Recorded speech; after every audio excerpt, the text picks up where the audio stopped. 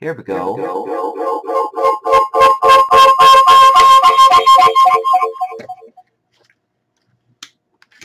Okay. And so when it comes to listening, that's going to be something entirely different. All right. But you can't hear me, so that's a good thing. I'm going to talk about being on the spectrum.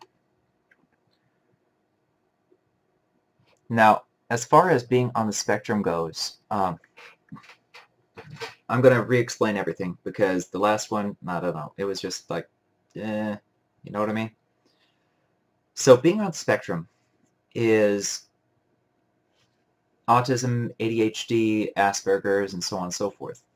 Now, what scientists got wrong is that they're not different. They're 50 shades of gray. Okay?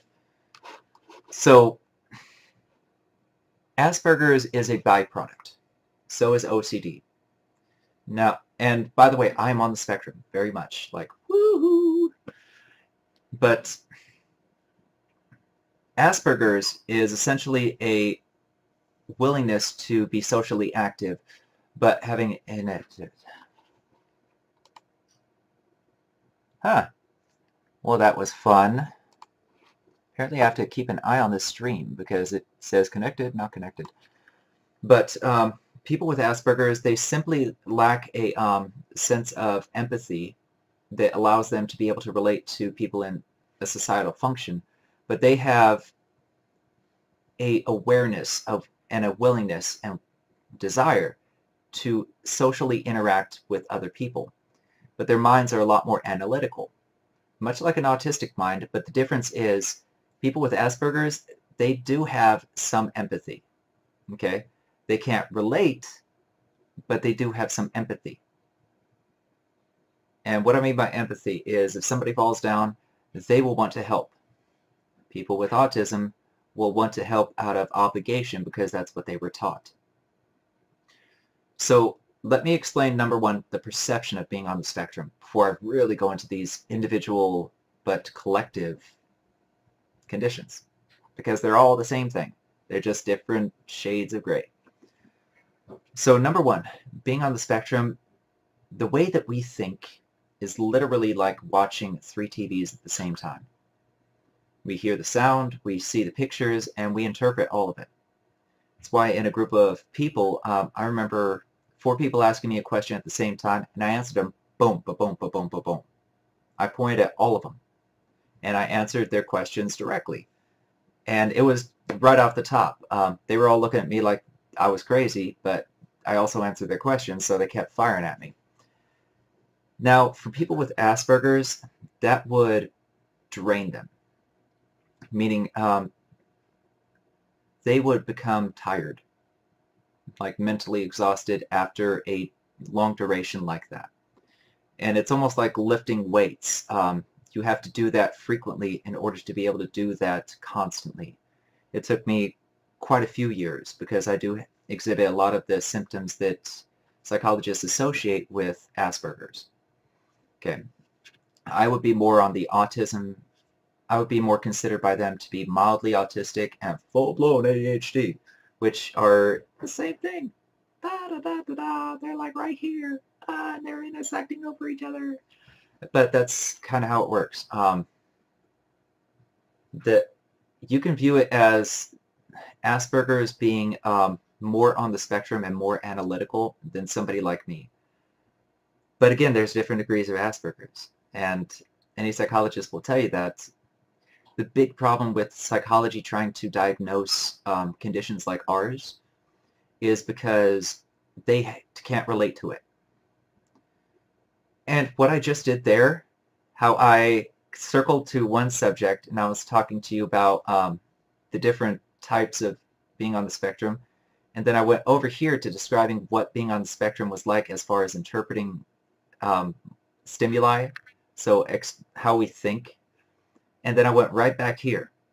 That is how we operate. And I'll explain why in just a second.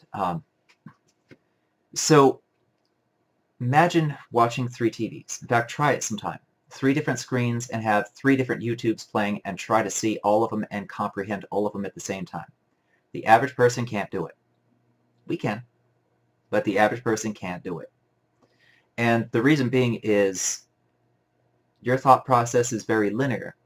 And by having a linear thought process, for most human beings, it takes effort to properly visualize multiple moving components. To us, not so much. Excuse me.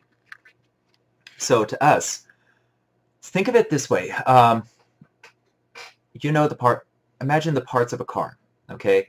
You got this little piston going up and down and just pounding like moving up and down from the explosions of gas. And then you got this other one over here, and they're going like this. And then you got this other one here that's going like this. You know, they're all like jumping up and down and whatnot. And they're moving because of explosions. And the explosions come from the fuel pump, which feeds from the fuel, or I'm sorry, from the it sprays. I forget the name of it, but it sprays the fuel into the ignition chamber, not ignition chamber, but through the spark plug to get ignited, and then to activate the pistons. Now, I'm having trouble describing it because I'm not a mechanic, but I'm seeing it in my head as I'm describing it to you. So I'm seeing all the pistons as I'm speaking to you right now, moving up and down and being fed the fuel, which is being ignited by the spark plugs. Like I'm seeing all of it right now in my head.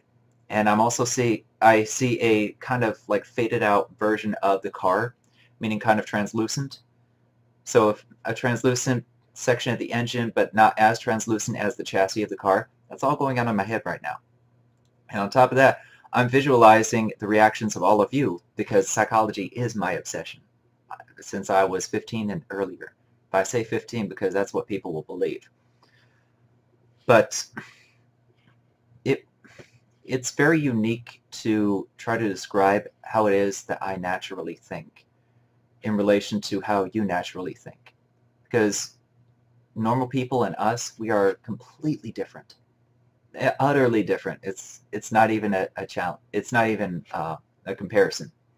Our thought processes are so completely foreign to one another, and that's the good thing, because people like us, we can visualize what we're designing and engineering. We can visualize, in my case, marketing schemes in the long term, and there's an MLM that I am currently in the process of building materials for.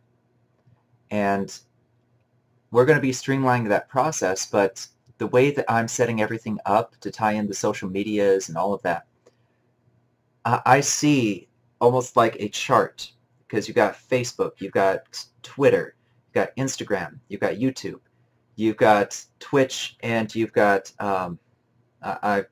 Vimeo or another media format. Or actually, let's say instead of video, the website. Okay, the website ties to all of these. But when you've got the Twitter, oh, I didn't mention Twitter. That's my bad. Okay, so you got the YouTube over here, which can go to Twitter, which is going to be in the center. Facebook can go to Twitter, and you've got the which one was this? And you see, in my mind, I'm trying to visualize that because I'm visualizing this, but I'm seeing different. So you got the Instagram feeding in, you got the Facebook feeding in. Actually, those were reversed. Facebook, Instagram. And you've got all of these feeding into Twitch, or into Twitter, Twitch too. And the website is tied to all of those. I'm visualizing all of this in my head and how they tie together and how they reinforce SEO and Google AdWords, keyword searches, hashtags, and so on and so forth. And we're also going to be very, very much scripting a lot of the videos that we're going to do based on Google AdWords and NLP, Neuro-Linguistic Programming. But I can visualize all of that in my head. And believe it or not, Einstein and Tesla were people that visualized just like us. They were on the spectrum. You'll find with people on the spectrum, we tend to do a little bit worse in grade school unless we're given harder work. Because the pace that other people learn at, we tend to learn a little bit quicker. I've spoken to 3 other people like me that, in my case, it was 3rd grade. We used to do math in elementary school, but we couldn't show our work. Why? Because what we found out and I didn't know what I was doing at the time. I knew this is how to get the answer in my head.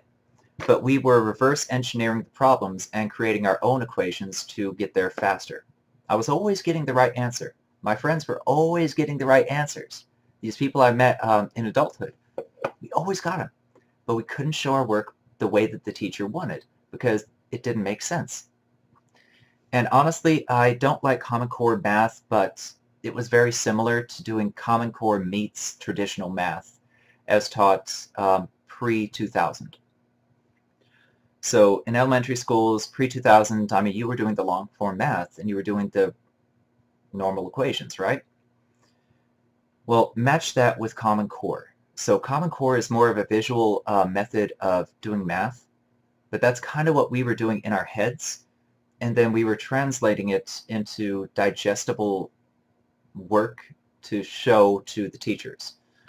And of course, the teachers don't understand people like us, so they say, no, you got it wrong because you didn't show your work. Well, I did show my work, but it's not the work I wanted you to show. Well, the work you showed doesn't make sense. Why not? Everybody else gets it. Yeah, but you don't know that everybody else ain't like me. And that's been the theme throughout high school and elementary. And a lot of people like me that are functional but on the spectrum, they can relate to that. So we visualize very, very much. But we also live by rules. And this is probably one of the most important aspects to understanding somebody like me on the spectrum is we live by rules. Okay, now our rules can be taught one of two ways. They can be environmentally taught, and they can be acquired knowledge taught, or acquired knowledge learned, I should say. So, and I should say learned for the first one too, because what we're taught isn't necessarily what we digest, and we do take into account outside stimuli. So, for example, a mother comes up and says, no, you shouldn't be lifting that thing up. You shouldn't be lifting that. Put it down. Put it down. Okay. She just set a rule. Now, the rule that she wanted to set was don't touch that again. But the rule that she set was, okay, when mom comes around, drop it. If you hear her coming, drop it. Like that, we take it to the next level. If we hear a whisper of her walking that way, make sure you're not touching that when she walks in. That's the rule that we hear. However, my grandmother, apparently there are other people in my family like me, and she caught on early, so she taught me life rules early, meaning she taught me the 10 Commandments, and she made sure I was going to church all the time. And she taught me rules about how to live and treat other people, and just basically the Common Core rules, because she knew what I was. I'm going to tell you about apathy in just a second. But we live by rules. So right now, I'll give you a great example. There is a judge. His name is Goodman. He's in the Santan Justice Court in Arizona. And I'll give you a great example. This is difficult for me to tell because it still offends me to this day, what he did and how he did it. So I was pulled over, and all of my paperwork was with my ex-fiance back at the apartment. So the car paperwork and all of that, she was looking through it for, I forget why. So I didn't have it, and I was pulled over, and I said, look, I've got this stuff over here, I've got my license on me and all that good stuff. I just don't have this paperwork. He said, okay, I'm going to write you a ticket, you know, just make sure you show up with that paperwork and it'll be dismissed. I'm like, cool, I'm down. So I ended up faxing in the paperwork, and I verified it was received by calling in 10 minutes later. There are 4 courts in that building. So Santan Justice Court is one of them, but there are 3 others too. Now, 3 years later, I get pulled over for driving on a suspended license. Me? Why? So what ended up happening was, and this is, I'll quote you what Judge Goodman said. He said, we don't accept faxes in this court. The lady I spoke to said she received the fax and would get it to the judge. There was no reason for it not to get to the judge. she set a rule that it would get to the judge. If I faxed it, it would get to the judge, and I called, and I verified. So the judge didn't have anything. I only had 2 of the pieces of paper that he wanted. I didn't have the copy of my insurance because it was one of the small, cheap insurance companies at the time, and I just didn't have it anymore because it was 3 years later. And the breakup with my ex-fiance was a little bit rough. We don't like selfish people. We are much, well, I'll tell you that in a second. I'll tell you the apathy side. But anyway, long story short, I went up and he asked me how I was doing. I said, I am amazing, sir. How are you? And he got a gleam in his eye. And I kid you not, he had a gleam in his eye. It's not an exaggeration because people like us don't really exaggerate about those things. He proceeded to make fun of me in front of the entire courtroom. Would not accept the subpoena that I wanted to offer up. He would not accept, but by the way, when I faxed it to him, all of your faxes, if it's sent from a commercial printer or a commercial fax machine, are saved on a hard drive. And I was going to figure out how to recover the information from that hard drive, and my apartment complex that I sent it from, they were in the know, right? So this is getting complicated. But long story short, he made fun of me and he ignored the law, and he ordered that I pay $180. I refused because I was right. I went the next 3 years without a license because I knew I was right. See, that was the rule. I knew I was right. I knew the judge was wrong. And I was determined to make the law work the way that it should. I was determined on that. There was another judge over in Everett. I was towed by a company named Ron May Towing. And I'm fully aware that I'm talking about a company in a very bad fashion, but I have every bit of evidence to prove it. So Ron May Towing, they took my vehicle for being parked in somebody's parking spot, right? But according to Washington law, they have to have signage for people to read that they will be towed. Okay, you cannot see any of the stall numbers at night. That's not possible. And driving in from the front, you could not see any sign, period. So they pulled me over and I decided to challenge it in court. Or not pulled me over, but they took my car. I ended up paying about $400, $500 that night to get it back, which is just a scam because it's inequitable. Equitable and fairness, that's another rule. Everything has to be fair. It has to be balanced. If it's not, it offends us because that is a rule. Everything has to be fair. The system has to be fair. The world has to be fair. So that's a rule. And what ended up happening from that was I went to court and the judge said, no, he can't do that and so on. And Ron May fabricated evidence, and then they basically put a new sign in front of the apartment complex that I was towed from. Brand new sign. And there was another sign that was not secured that was apparently flipped backwards when I had come in. Because I knew I was right, like the judge ended up saying, well, they have evidence of a sign and so on and so forth. I said, okay, I want to file perjury. Well, you need to file that formally. That's what the judge told me. I think his name was Stevens or something. I don't know. I know he's in Everett. And he looks like he's ex-military, but he certainly doesn't act like it. He ended up, awarding in their favor. And then I went to the police station to file perjury because that's what I was told to do by one of the other lawyers. And then I went to the DA and I said, hey, I did a police report for perjury against Ron May Towing because I had video and picture evidence from 3 separate days that I drove out to that apartment complex and there was no sign. Video and picture. They fabricated that sign.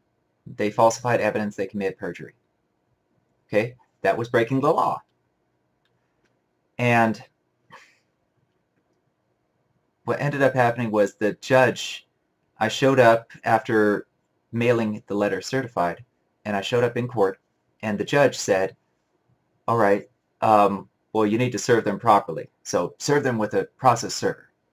He knew I was filing for perjury. He knew it. They said, okay, do this. So I paid the $125 to a process server because I knew I was right. I knew I was going to win. The law was on my side. And legally, yes, the law is 100%, 110% on my side with this one. Like, it was just utterly blatant. It was despicable. And what he ended up doing was, I showed up, and keep in mind, this was an hour drive to get to the Everett court. Hour drive one way. I showed up there, and I had paid the process server, I had the paperwork, I was ready to go. I even bought like this cheap little tablet to show the videos, and he says, oh, we don't hear perjury in this court.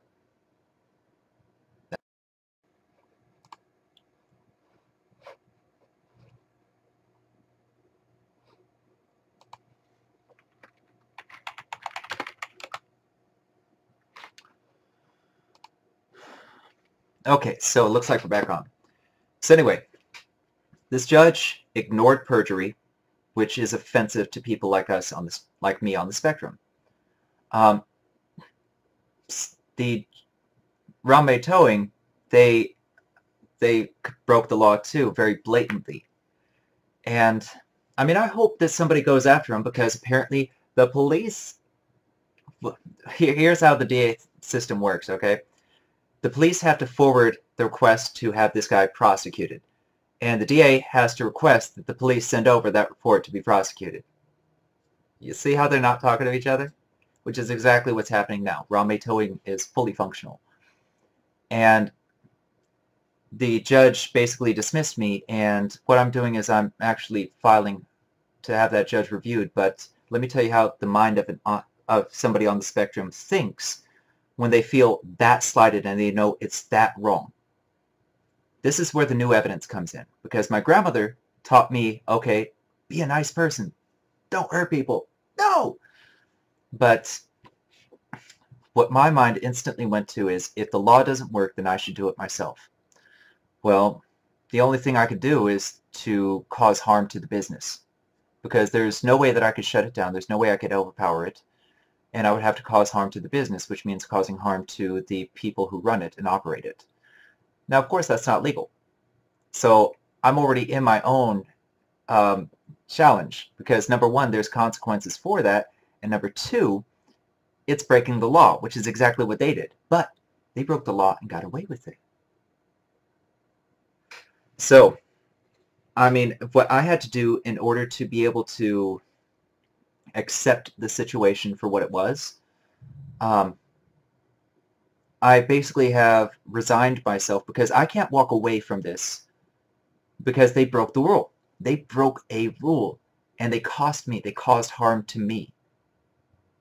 And I'm also thinking about, they've caused harm to other people too, because I could have lost my livelihood if somebody hadn't had the extra money that I didn't have to save my ass. So they had to get my car out of there before, and then it would have gotten, how to say this, towing companies, they take your car, and then they charge you for storage fees. And then when you can't pay the storage fees and get it out within a certain period of time, they auction off the car, and you pay the difference between what they got for the car, which is going to be way less than what it's worth, way less. But you also have to pay whatever is left from those fees that they've accrued to you. So they can literally destroy somebody's livelihood if they rely on Uber and Lyft and so on and so forth, or they have to have a car to get to work or drop off bank deposits. So they would absolutely screw somebody over.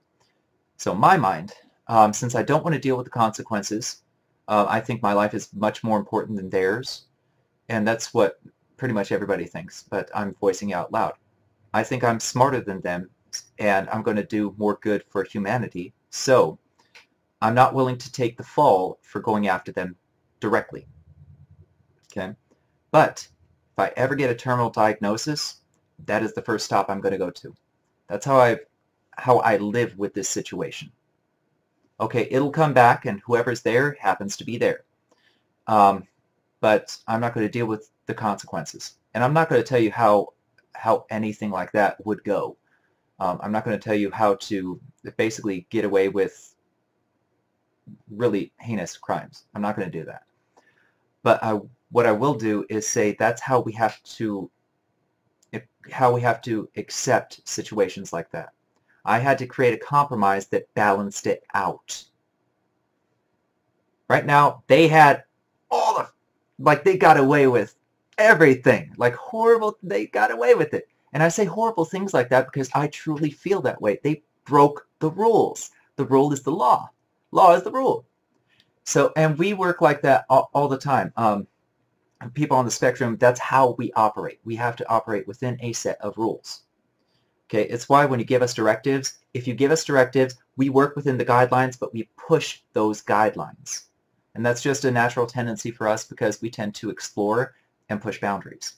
And that's one example of what we are. But let's go to apathy, which kind of builds on to the last story I just told you. See how everything's rounding out together? I didn't plan this, but my mind did, if that makes sense. Because people on the spectrum, if we ever became trained in, say, martial arts or physically trained, our reflexes are through the roof. Like our timings and everything are just through the roof. So, but we have apathy because this is where Asperger's comes in. With Asperger's, it's essentially thought of as a lack of empathy. Well, that's entirely not true because people with Asperger's are far less prone to be sociopathic than anybody else on the spectrum, or even regular people. They desire to be recognized by others around them. They just don't know how to communicate and relate to those people. They don't know their perception because they're still operating within the rule system, but regular people don't do that. They lie, they cheat, they're selfish, they're unfair, biased. I mean, regular people, to us, are just loco, and we value the people that actually do adhere to the rules of how to live as a decent person, because we adhere to them. Now, you have people that are non-Asperger's on the spectrum, and we are more likely to be sociopathic. In fact, up until about, I'd say 22 years old, I was very, very much sociopathic. I used people. I didn't understand people, and I still remember what inspired my love for psychology. I was 10 years old. I was made fun of. I've always been the smartest kid in the class or the school. In that case, it was the school. I was at Salem Academy. I remember this. And I got teased by some kids, and I was sitting on the big log over in the playground. And my teacher, Mr. Roberts, who used to sing operatic, apparently, he walked up to me and said, "You could sit here feeling sorry for yourself, or you can get out there and play with them. Choice is yours." It was close to that. That wasn't verbatim. And you see how I clarified that? That is also a sign of somebody on the spectrum. Is we'll say something, but if we say something slightly off, we have to adjust it to make it correct. Because if we're going to say something, we either say it knowing it's truth or a lie. And if it's truth, the rule is we have to correct it and make it truth. Everything is about rules. So he said that, and I remember the very first thought in my mind, which inspired my love for psychology, and that was, why did they do that? And Spanky, I'm going to talk about OCD in a second, but OCD is actually a byproduct of being on the spectrum. And again, that follows rules. Everything has a place and everything in its place, essentially. But we're going to go into that because OCD isn't an actual condition, it's a byproduct. And it's somewhat a preference. But, where was I? See, that reading those actually distracted me from my chain and tree of thought. And that will happen with us, and we have to go back to the base of the tree and then climb up the tree again through our natural thought process to get back to where we were, which is a failing for people on the spectrum, but it's also extraordinarily common. So, what was it? Dang it. Spanky. Well, let me ask you this. OCD is basically a tendency to want everything to be in a certain order, to be orderly. Now, what is your OCD like? Meaning, are you obsessive about being of cleanliness? Are you obsessive about organization? What is your obsession? Because OCD is an obsession. We find something out of place and we feel offense toward it. And that's why we have to clean it. It's offending us. So what is it?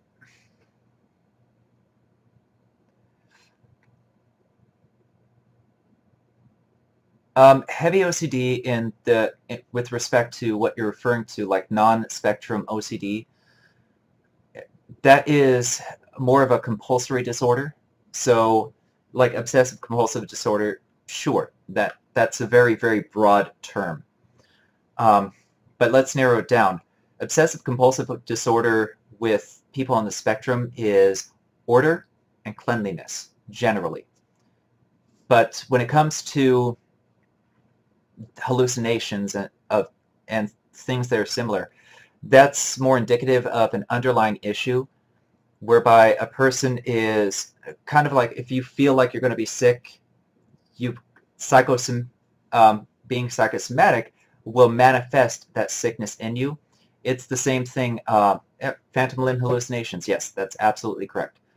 You're right on the right track with this.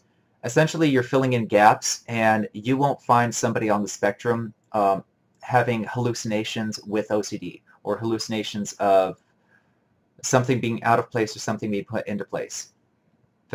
But yeah, that's an entirely different type of OCD that you're referring to, and again, it's a byproduct, but it could be from bipolar disorder, which is much more overdiagnosed than it should be. Like, not everybody who's diagnosed that is that.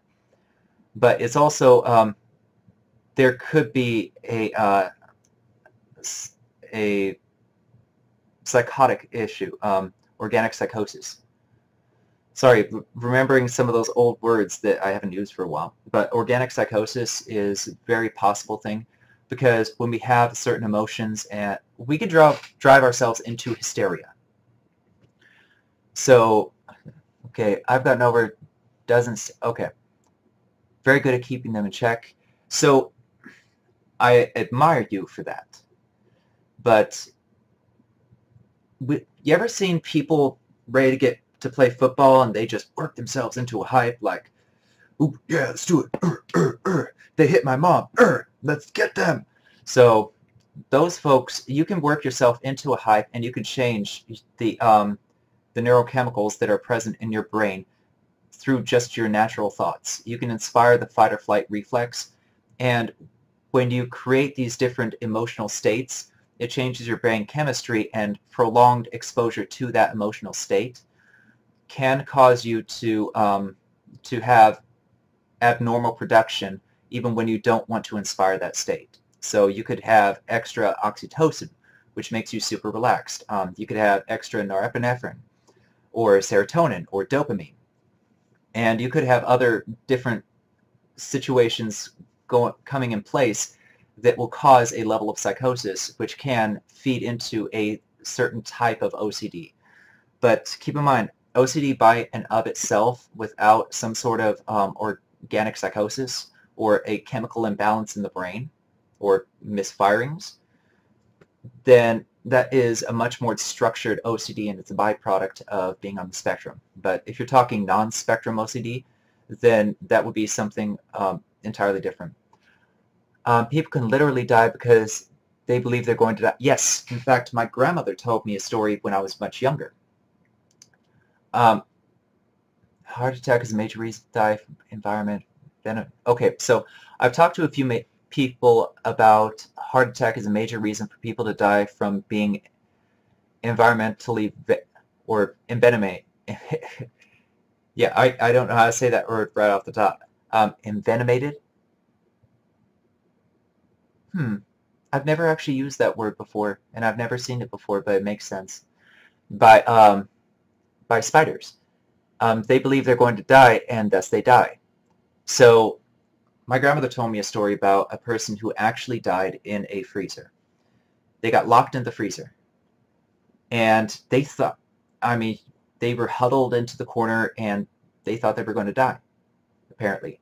And this is the thought process that went into it as to how they assumed this person actually died, because it wasn't freezing.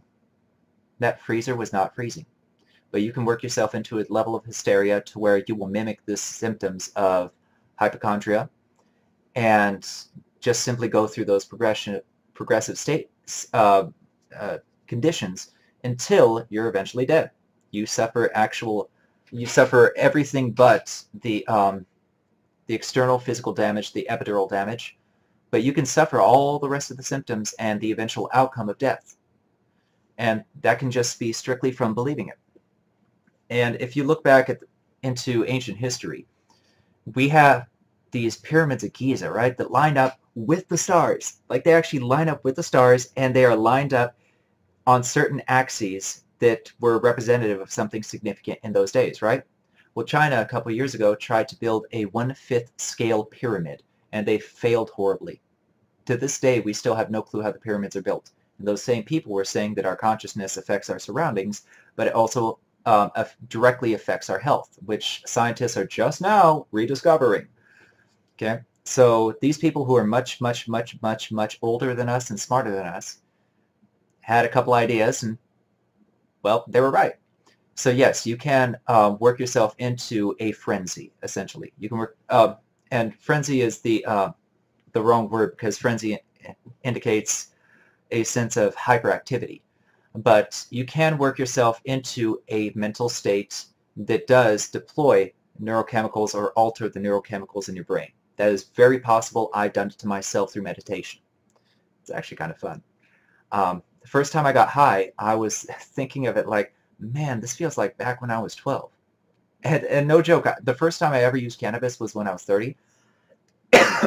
Excuse me. So I was 30, and I initially wanted to try it just because, okay, it's legal, why not? And yeah, I remember the day after thinking, wow, that felt just like when I used to meditate when I was 12. And yes, I was meditating when I was 12. I actually started when I was 10. And it came naturally to me. I didn't even know what the word was until I was about 13. 12 or 13. Because that was junior high. But yes, you can alter your brain chemistry very easily, in fact. You just have to have a little practice, or you have to be in the right state of mind. Being hysterical about something definitely adds to it. But we're going to go back to being on the spectrum, because that's my field. That's like me. So I already talked about rules, but apathy. Okay, what I was talking about before we jumped on, I love your questions, though. I really love your questions. So we have apathy. And part of it is, when I was a kid, I would look at other human beings the same way that we look at animals. No joke. They are nice to be around sometimes. When they frustrate you, just ignore them or push them away or whatever. Excuse me. But I viewed other human beings, even my parents, like my parents, they had a place. They were my mentors, my teachers, kind of. And I could also use them, and I could manipulate them to get what I want, whether it be throwing a fit, whether it be making a logical argument, which didn't work ever, or setting up a certain situation to achieve my desired result. I was doing that at a very young age. And I was also watching people, because I didn't understand why they were laughing at that joke. I didn't understand what they were inferring. There were a lot of things I didn't understand that other people were doing. It didn't make sense to me. It wasn't logical. We are very logical people, okay? Because logic means rules. If it's logical, then it's got to be based on rules like common sense, common dignity, etiquette. Etiquette are rules, and I very much adhere to them. But yeah, so we have apathy just because we can't relate to another person. We are the center of our focus because our minds are very big, but they're also very involved all the time. At all times, I'm hearing music in my head. I am thinking about my day and plotting out my day. I am visualizing pretty much everything I'm talking about. Like right now, as I'm talking to you, I'm watching a movie. So being preoccupied and being self-involved and being exploratory, we are explorers, and we have to know how something works. That's why we're mechanically minded and why we're so great at being engineers, or in my case, psychology majors. But we overanalyze everything until we get to their core components. So we take this huge thing that everybody accepts as, hey, this is how it works. And then we say, no, this is how that works. Now this is how that works. This is how that works. Oh my gosh, that's how that works. I finally understand everything about this. And we will focus until we get that information. But we're only apathetic just because we don't think like other people. Other people are more caught up in their emotions. We're more caught up in the situation and environmental analysis. I mean, yes, we're like other kids. We like toys. We like video games. I was obsessive. We like to play games. And we throw fits and tantrums just like every other kid, at least the ones of us who are functional. Some of us are not. Ooh, let me read your thing. Yeah, it took me years to be able to quiet my mind, even a Bodicrum, and unfortunately a part of that was brain damage induced by a doctor who nearly killed me trying to help. Thought of one of my strangest attributes is my capability to both be very apathetic and sympathetic simultaneously. I very much understand what you're saying. And just based on how you explained yourself, I wouldn't be surprised if you're on the spectrum, possibly as much as I am. But regular people wouldn't understand that, so if you don't mind, I'm going to explain exactly what you just told me. So being sympathetic and apathetic.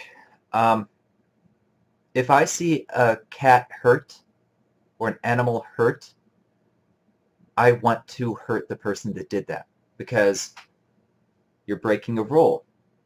That person, that animal is innocent. They can't defend themselves against a human being like that. There's no reason to cause them harm. And on the other side, if you hurt that individual, yes, you are defending another thing. So you're validating the reason to hurt them. But what if it's a family member? And what if you actually hurt them? Like they have to go to the hospital. Well, we know that we should feel something for what we did, but we were justified in doing it. And we know that there are consequences and that we should be sympathetic to another person. Most of us at younger ages fake it till we make it, meaning we fake apathy because we were justified in our situation. But let's say we're saving a cat. Let's flip it to where we're not justified. Let's say we're saving a cat or something that we care about. In my case, I love animals. I love them to death because they are very pure and very honest. People on the spectrum tend to be more honest than regular people. But again, not lying is a rule. So let's say we're saving a cat, but in saving the cat, we hurt that same person and they go to the hospital.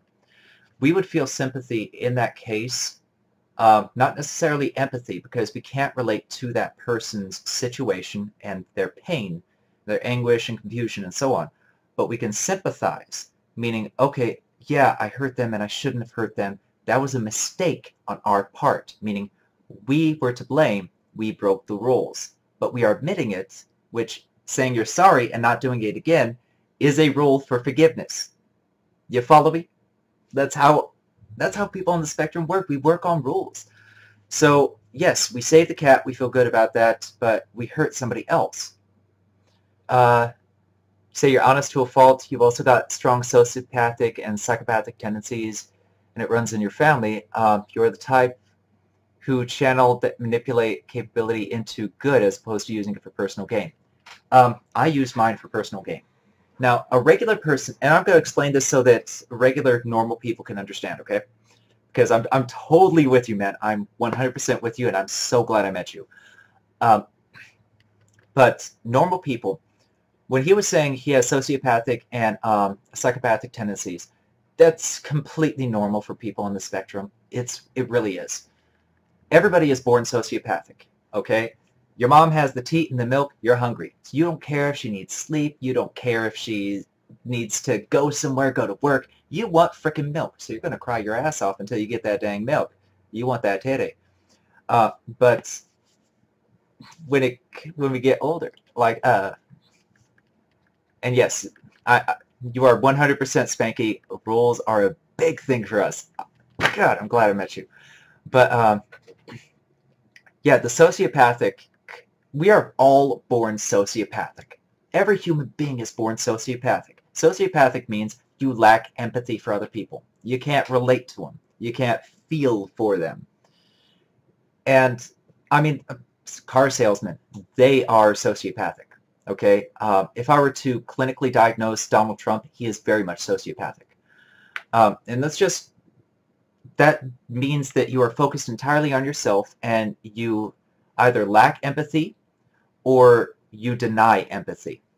Now, normal people, they have to deny empathy because all normal people that I have seen and heard of have empathy. But us, we have to develop empathy over time. In fact, mine hit like a truck, literally like a truck. I was 24 years old, and I met a girl that I had dated because I use NLP, Neuro-Linguistic Programming, in my dating. In fact, it got to the point where I could meet her and take her home, and she would be 100% behind it and whatnot. My girlfriends didn't break up with me. I broke up with them. Literally, since I was 18, 2 girls have broken up with me. And all of the women I've dated are gorgeous, like truly gorgeous. And I'll tell you about my current girlfriend in a minute, because that's the twist of the story. But we lack empathy because we just can't relate to other people. Same way you guys would lack empathy to us because you can't relate to us. Just like my family can't relate to me, which is why I'm the black sheep. Highly intelligent, but black sheep. So let me catch up to these comments because this is getting good. I'm feeling it. Okay, rule codes are big for us. My friend Heidi used to tell me, and I quote, "You're a crazy motherfucker, but I don't know anybody who lives by their own code more than you do. You have no idea." I am a man of my word, and my word, keeping my promises, because I don't break promises. Like if I say I promise, and I say that to you, I have lost tens of thousands of dollars keeping promises. I lived with a woman because I promised I would never break up with her. She would have to leave me. And she was cheating on me for the last month. This was one of the 2 women that broke up with me. And she left me for the son of a billionaire after sleeping with several male photographers. And, I mean, I knew it. She knew I knew it. But she also knew that I keep my word, no matter what. And that's what people on the spectrum do. We are honest to a fault unless we're honest to this person, but this person that we're working for wants us to lie to you or help them lie to you. Well, at that point, it becomes a contract, which means we're not being dishonest. We're being true to our contract. Totally weird, right? But not really. Let me keep reading. Empathy is learned, developed skill, which is, yeah, I'm totally with you. I'm not horribly fond of children either, except for my nieces and nephews. They're kind of like my best friend, I consider him my brother, because my blood brother I don't like at all. I would never be friends with him. But yeah, I love his children. I love my brother's children, my best friend. And they're the only kids that I would actually risk my life to protect. And this is where the sociopathy comes in, is I view my life as more important than pretty much everybody around me. And pretty much all of us spectrum people view it that way. Pretty much all of us. And when you have that mindset, and I'm going to finish reading your stuff. I swear I'm going to finish reading, but I wanted to touch on this. I will risk my life for those kids. Now, if we were in a lineup, like Walking Dead, Negan's Edie, Meaty, Mighty, Mo. I love that little pump that he does, you know, with the hip. Yeah, like that's such a masculine thing, and I'll break that down, like who and what Negan is at some point. But if he was doing that, I wouldn't offer myself to protect the children, honestly. Now, what I would do, like people on the spectrum generally would not give up their life for another person. That's just period, solid it. Unless we're trained and taught, that is a rule. But we value our lives very much, and more so than other people around us. However, I would attack him to protect those children. I would. And if it landed on me, I would attack him to protect myself. But if it landed on somebody else, another adult, I wouldn't. I wouldn't lift a finger. Just like all of those people in fear didn't lift their finger, I just logically, why would I do that? But if he's already coming after me, then I'm going to die, which means after I die, nothing else that happens on this earth is going to matter, so why wouldn't I? And if he is going to attack one of those children and I don't want those children to leave, then I might attack him and roll the dice. But if he's attacking another adult and he's going to kill another adult like Glenn, why would I risk my life for them? Like, why? They're not defenseless. They got themselves into the situation. They knew what they were walking into. So why would I risk my life for them? Why would I die for them?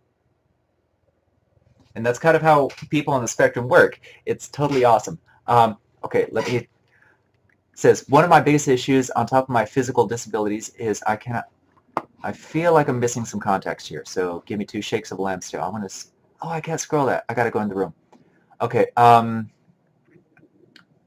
empathy is a learned skill. So my grandmother taught me empathy. My grandmother taught me how to relate to other people, and it didn't sink in. It didn't sink in until after she died. In fact, almost a decade after she died. Because I was 15 when she passed. And yeah, just like you, Spanky, my family, we've got a few people on the spectrum. My uncle believed that he decoded the Voynich manuscript, and I actually believe him. We have his hard drives, but he was a silent hero for the Cold War. He spoke fluent Mandarin and Russian, and he was a code breaker. And he was very much like me. He was interested in the same things I am. We are learning people. People on the spectrum, we learn. Through our entire life, we learn. I study bare minimum an hour a day, every day since I was 18 years old. Minus 2 years, which were really hectic. Let me read these out, because I don't want you to feel like I'm ignoring you. Hold on. One of my biggest issues on top of my physical disabilities is I cannot stand salesmen or tactics that take advantage of other people. I know you saw my tone change right there, because, yeah, I'm with you. But then again, I used to be that person. So I used to work in sales, and I was really damn good, because by that time, I had learned how to read people. I had correlated these patterns of behavior to action from all the people I've met, and by that time, I had already started studying psychology. By 16, I was in college, and psychology was one of the first classes I took. I remember that, and up until Chicago, I had that book.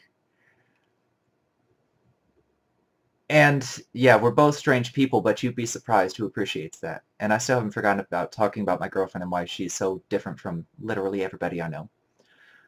But anyway, we're going to stay on focus, okay? Good. That's one thing about the spectrum people too, is we branch. When you talk, when average people talk, it's a line, and then it could go up here, and then over here, down here, but you always stay in the linear thought process. We don't. We are literally like a tree with branches and leaves, and we see all of it at once in our head, so fast that not all of us can register it. But if we speed up our minds by playing video games and doing mind tests, we stay on it. Or we see everything, and then we just have to choose which is the most logical. But it's not the most logical to you, it's the most logical to us. References. And I'll go into how old references matter. Like, this is going to be an ongoing channel thing, okay? Anyway, let's see. Yeah, branching and spiderwebbing, yeah, that's me all day long, and it takes a lot to maintain focus. So, yeah, give me a second to read your comment. You've always been ridiculously empathetic, but also very sensitive for long. if you see somebody get hurt, like I did, I believe that empathy is a natural reaction for somebody you care about or just in general. But if we see somebody that we don't like get hurt, would empathy be part of it? For me, it wasn't until it became a rule. Do unto others and do unto others as you would have them do unto you.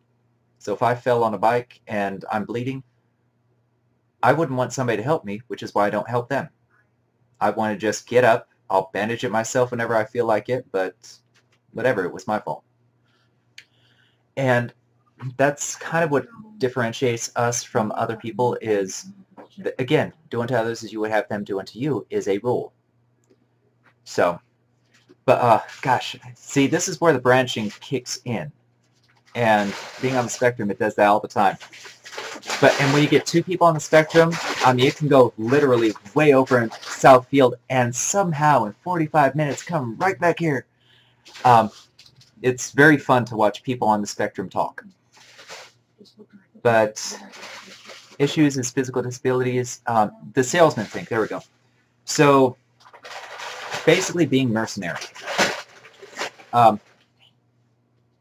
used to be a very gifted salesperson, but my job was to manipulate people to buy things. That was taught to me very early on. One of my first jobs, because I liked women, I worked at Jeanette's Beauty Bar.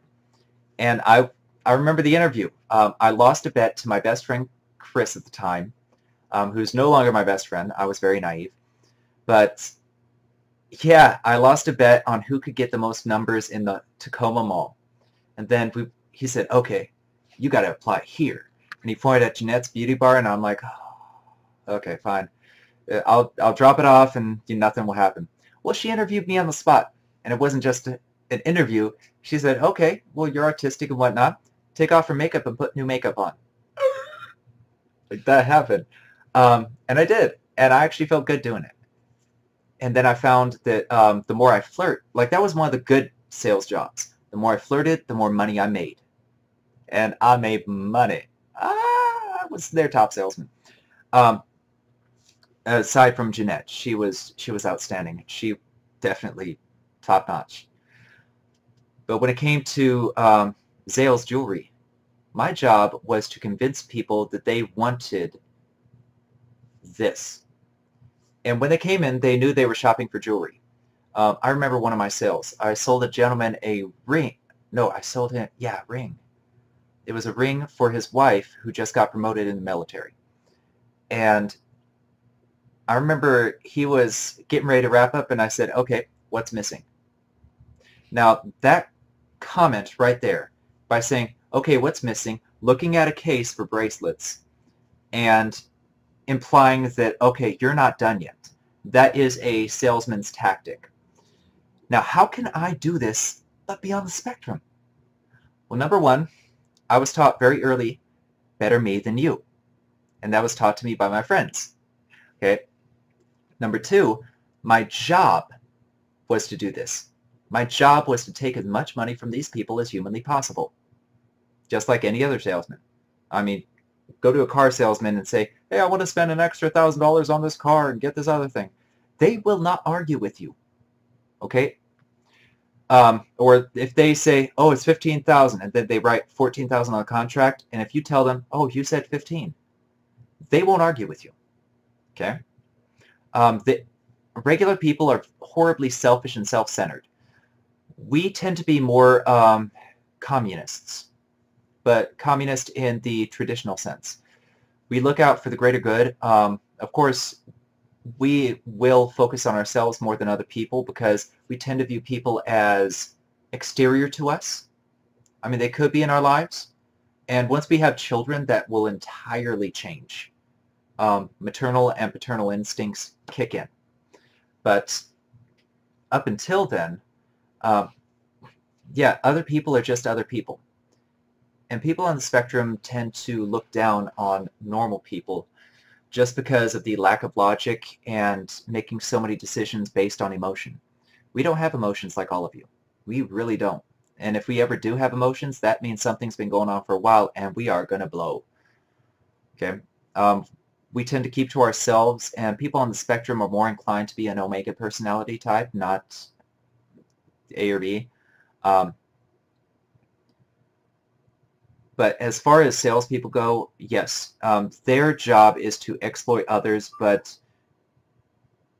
the way that they do it generally is using tactics that guilt trip somebody. That's probably the best way to explain it and explain what I did over at Zales Jewelry.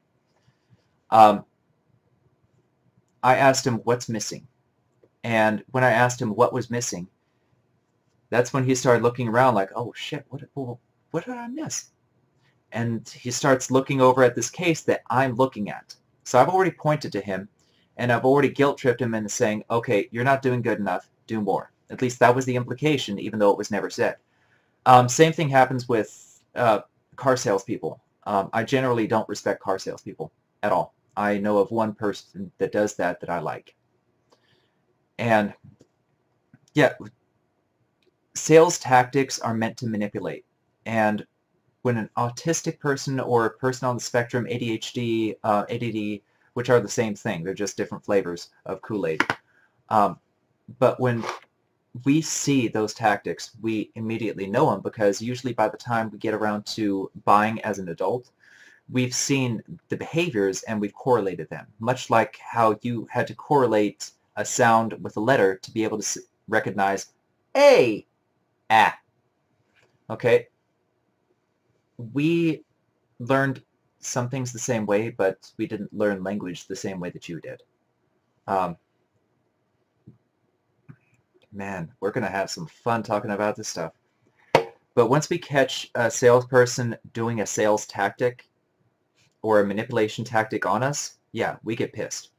We genuinely get pissed. Like, this is a thing. But yeah, having a child on the spectrum, I'm going to make that an entire video. But for now, let's move on to a couple different things on here. But let me read your stuff. Yeah, branching, spiderwebbing, exactly. Our ability to literally spiderweb everything together is blessing. Ah, that's what I want to get to. Okay, so Ghostbusters is relevant. That's right, people. Ghostbusters is still relevant today. To us. I made a joke about 3 weeks ago, because I do stand-up comedy just for fun. And, well, of course I do it for fun. But I can make a joke to a friend of mine and reference Ghostbusters from 1986 or 89, I forget which. And I'm going to tell you about why I mixed those two up in a second. But, yeah, Ghostbusters, it's not relevant anymore, right? But it is to us, because we would reference the environment and the circumstances that made that joke relevant back then. And if the same circumstances still exist today, then it's still relevant to us. Anything that happened all the way to our first memory to now, we can reference in conversation, in jokes, in literature, and so on, because to us everything is relevant. We can go back in our memories and we can tie in statistics from 10 years ago with statistics now, and we can correlate them. Our minds work like that. It's actually pretty darn cool. I freaking love it. But everything that's happened to us in the past is relevant to us now. That is a key factor. Let's see, exceptions or contradictions. As Walt Whitman said, of course I contradict myself, I contain multitudes. So we sound like we can contradict ourselves, but I assure you when a person, and this is me speaking to the normal people. Spanky, you're with me, dude. But, oh, and if you see the gloves and all of that, it's because this garage gets cold. This blanket right here on the back of my chair, it's wrapped around my legs with the sweats on and all of that. It's cold out here. No insulation. But when it comes to, how to say this, contradicting ourselves, we don't necessarily contradict ourselves, you just think we are.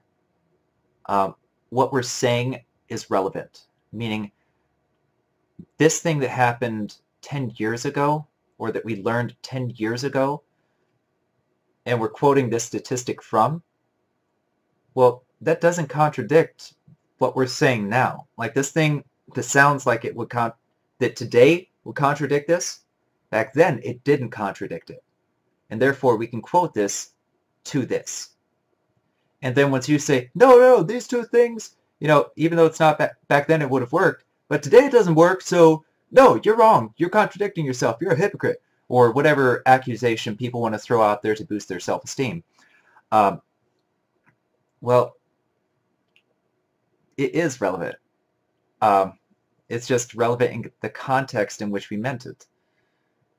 And of course, trying getting a regular person, a normal person like most of you that will later watch this video, trying to get one of you guys to understand it, well, that's not exactly going to happen, is it?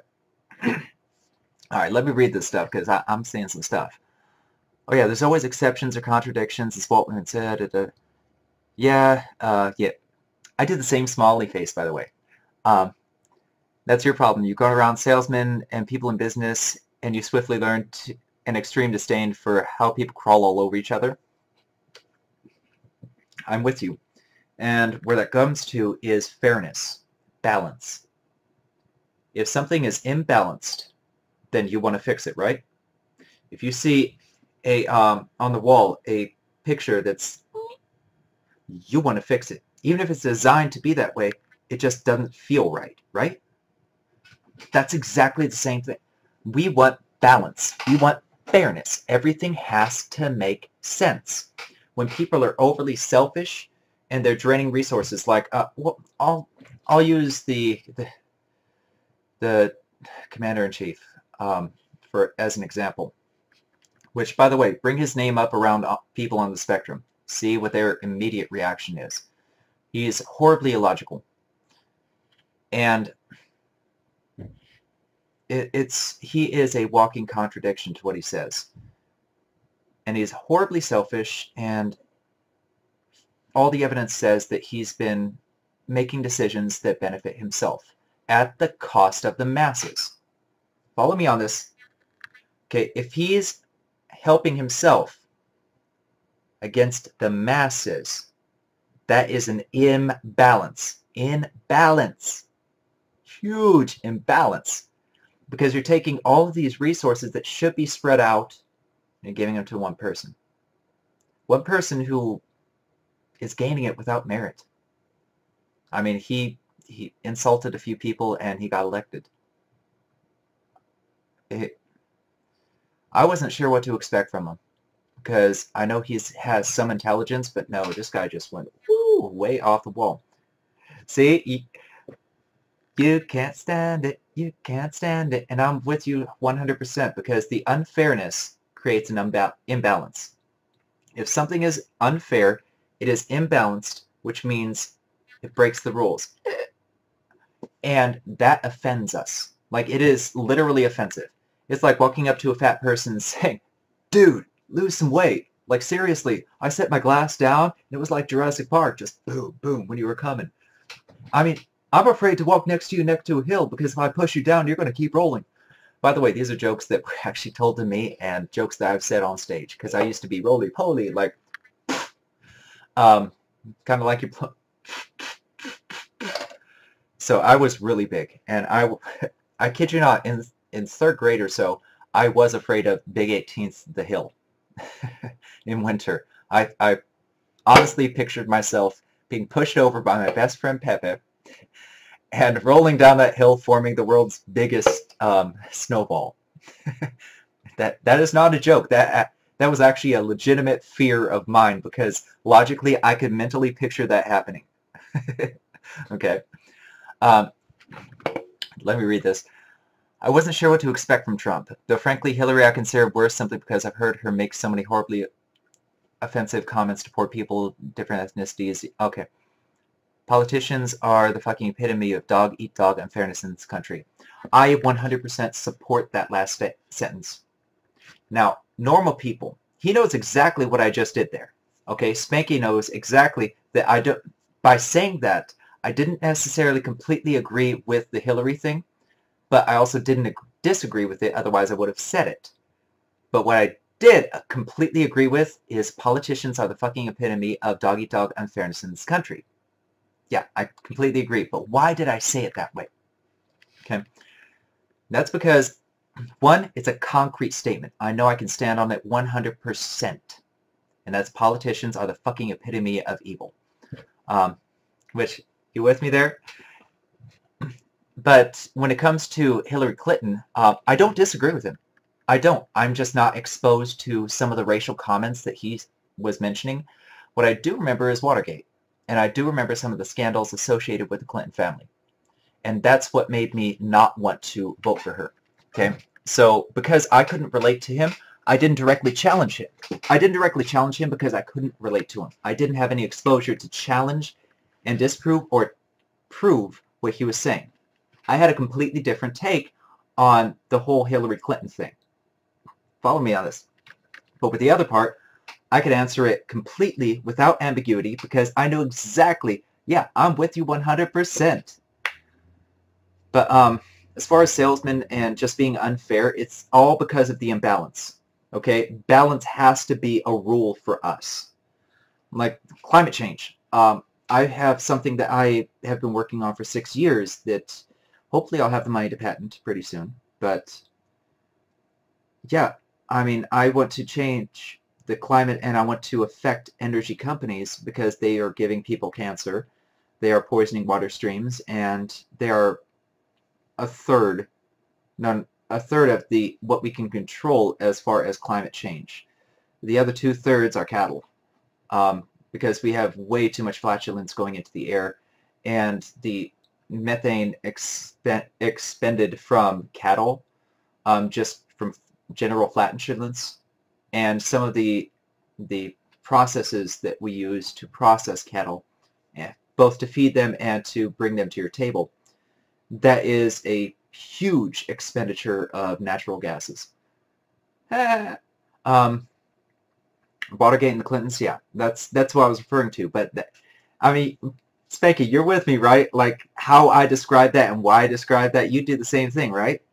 Where if you found something you can completely agree with, then you say that and say, yes, I'm with you. But if there's something that you're ambiguous about, then you would be ambiguous in your answering of it, right?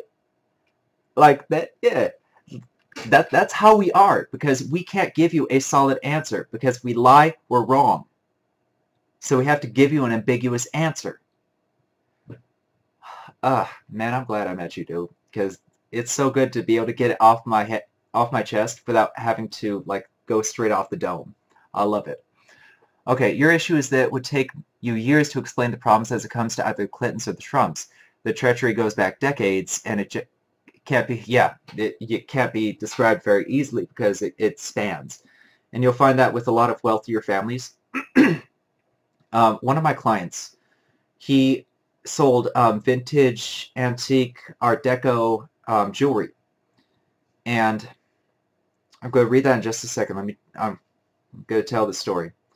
So he came from a father who was a self-made multimillionaire. And he owns a jewelry shop chain. And the son, you know, he branched off from him. But the father used to also be in the mafia, or mob. I'm not sure which. And I know quite a few folks that used to be different people that made their money off of the backs of others and, you know, cheating others and so on and so forth. That's a very, very common thing, but what's unique about the children of these wealthy families is they grow up much more sociopathic than anybody on the spectrum, because they have absolutely no basis to relate to the common man. Yeah, and it takes you hours. Okay, so Spanky just said, okay, I will either, you can read it up there too. Dude, this Twitch thing with like the commentary and all that is awesome.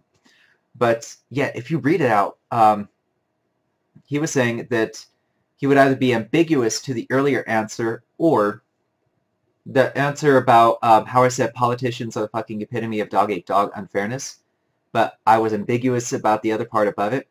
He says he would either be ambiguous or go on hours to explain the nuances of our stance and put in the caveat. I love that you use the word caveat, because I've actually used that to explain this. that our understanding isn't infinite. God. Yeah, I wish you lived here in Oregon, dude. I'd grab a beer with you. I don't drink beer, but I mean, you know, figure of speech. And yeah, that's exactly how it is. Because we want to be correct. That's why people on the spectrum that are functional, you would say, most of you normal people would say, oh my God, he's so cocky. He is just way over the top, or she is just way over the top, or he, she is way over the top. And they're just a smarty pants know-it-all. They know everything. They are know-it-all. Well, that's because we study more than you. And we tend to memorize things the same way that we're visual.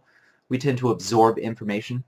And we may not remember names and faces so much, and I'll explain why that is in a little bit, why we don't recognize names and faces.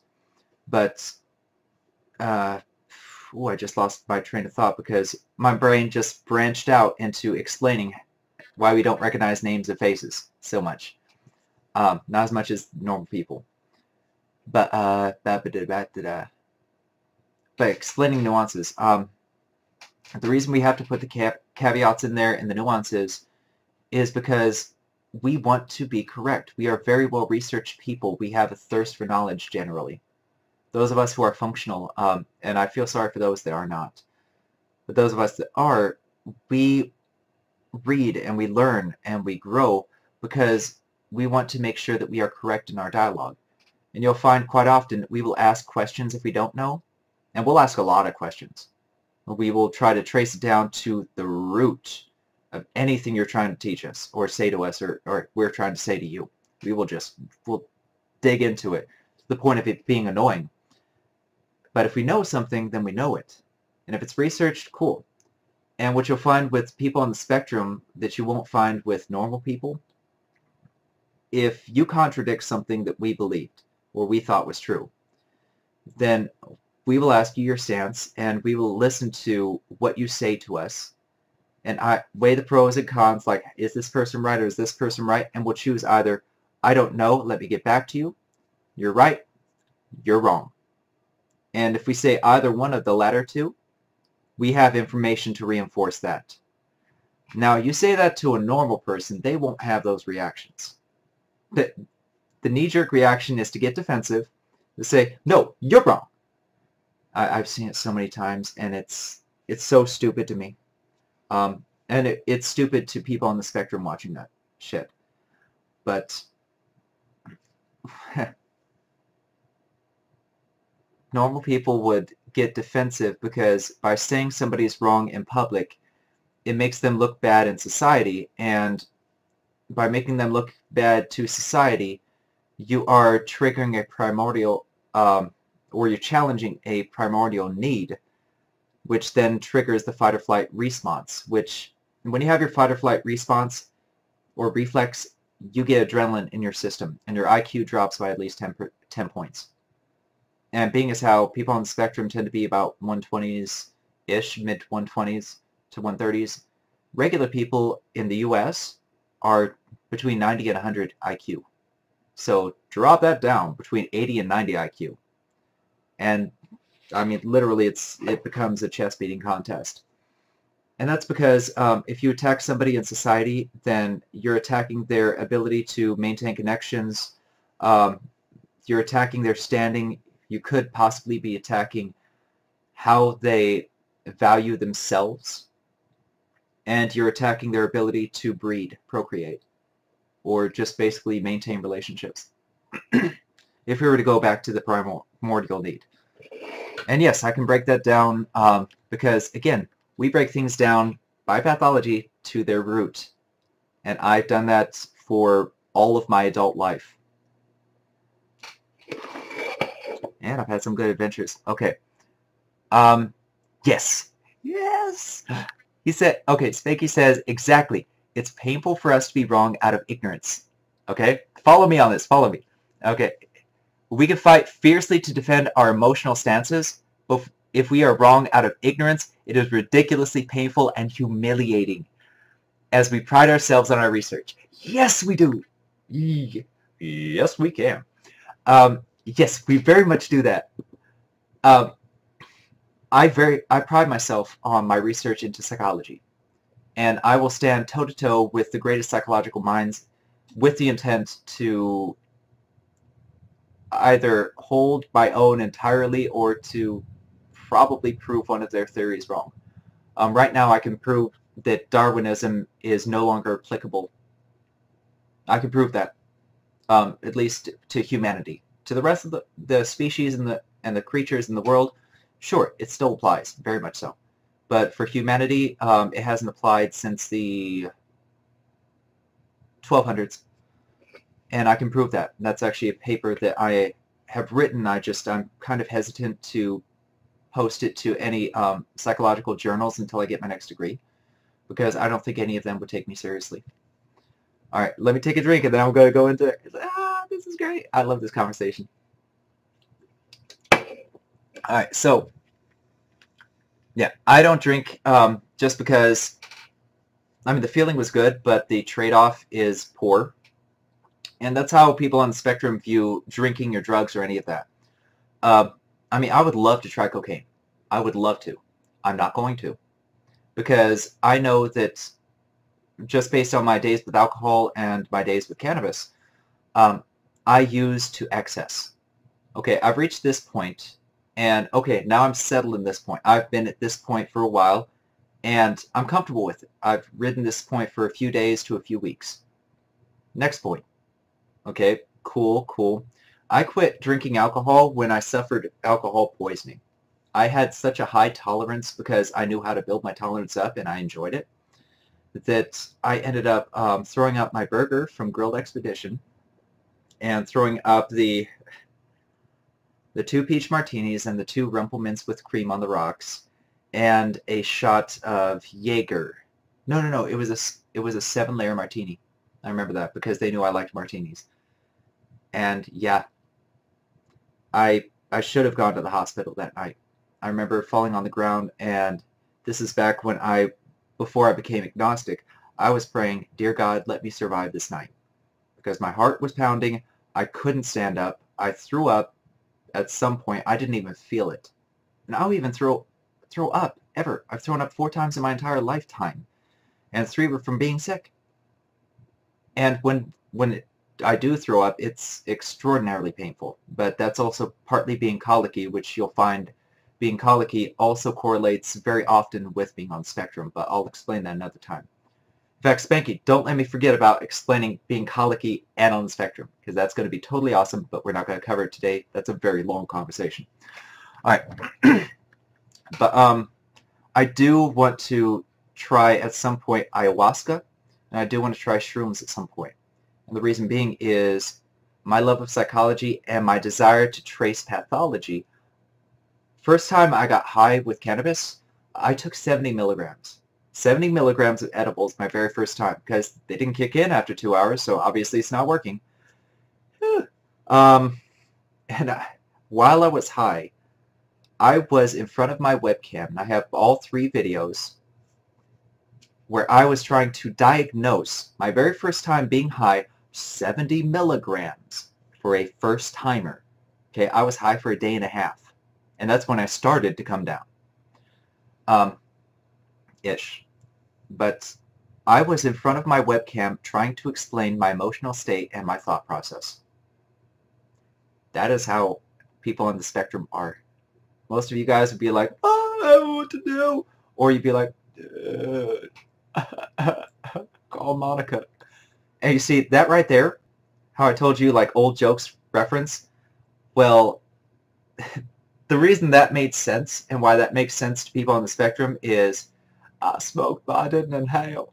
So I just directly related cannabis to Bill Clinton and just his laid-back, good old boy personality, which immediately related to Monica and the fact that when you get high, you kind of want to get laid. Yeah. Welcome to the ADHD and autistic mind. But, well, it depends on the drugs. I used to think that shamanism was very enlightening, but that's not recreational use. There are certain pleasures to be had from shamanistic rituals, but generally they are more for healing, and they are more ritualistic. Now, the difference between ritualistic getting high and just regular whoo-hoo, ah, is that ritualistic getting high has a method and a purpose, whereas getting high recreationally has no purpose besides Dr. Feel Good. Okay. But I do want to at some point try ayahuasca, and I do want to try shrooms, because I don't necessarily want to go the LSD route. LSD and shrooms, they're very common from what I've read and heard. The one thing I can tell you with absolute certainty is from 15 to 30, when I first tried cannabis, I knew what cannabis felt like and was. I knew it. I read every paper I could get my hands on. I was researching that for years until I tried it. And it's basically getting drunk with a retrograde to your long-term memory. You weaken your short-term memory in the hippocampus, in your frontal cortex, and then in your hippocampus, it's essentially amplifying the connections that you have there. That's why you'll have daydreams daydreams of your past, and you can relive moments in your past if you think about it. Like if you're not just living in the moment, but you think about past experiences. I've relived several days in 3rd grade and 4th grade and kindergarten when I was high. And I use it towards the end of using cannabis. I used it very much for meditative purposes and exploratory purposes. Okay, exactly, either healing or mind opening like ayahuasca, that induces vomiting. Sativa at super high doses is what yes, it does. And the reason being is indica is meant to calm you down, but sativa is meant to stimulate you. However, stimulating a person without the proper CBD component to balance out the THC, because let's say I'm going to take off a glove, and this hand without the glove, oh, it's not that cold out here. This is THC, this is CBD, okay? Traditional cannabis was like this. You have more CBD than you did THC. And now our strains are this.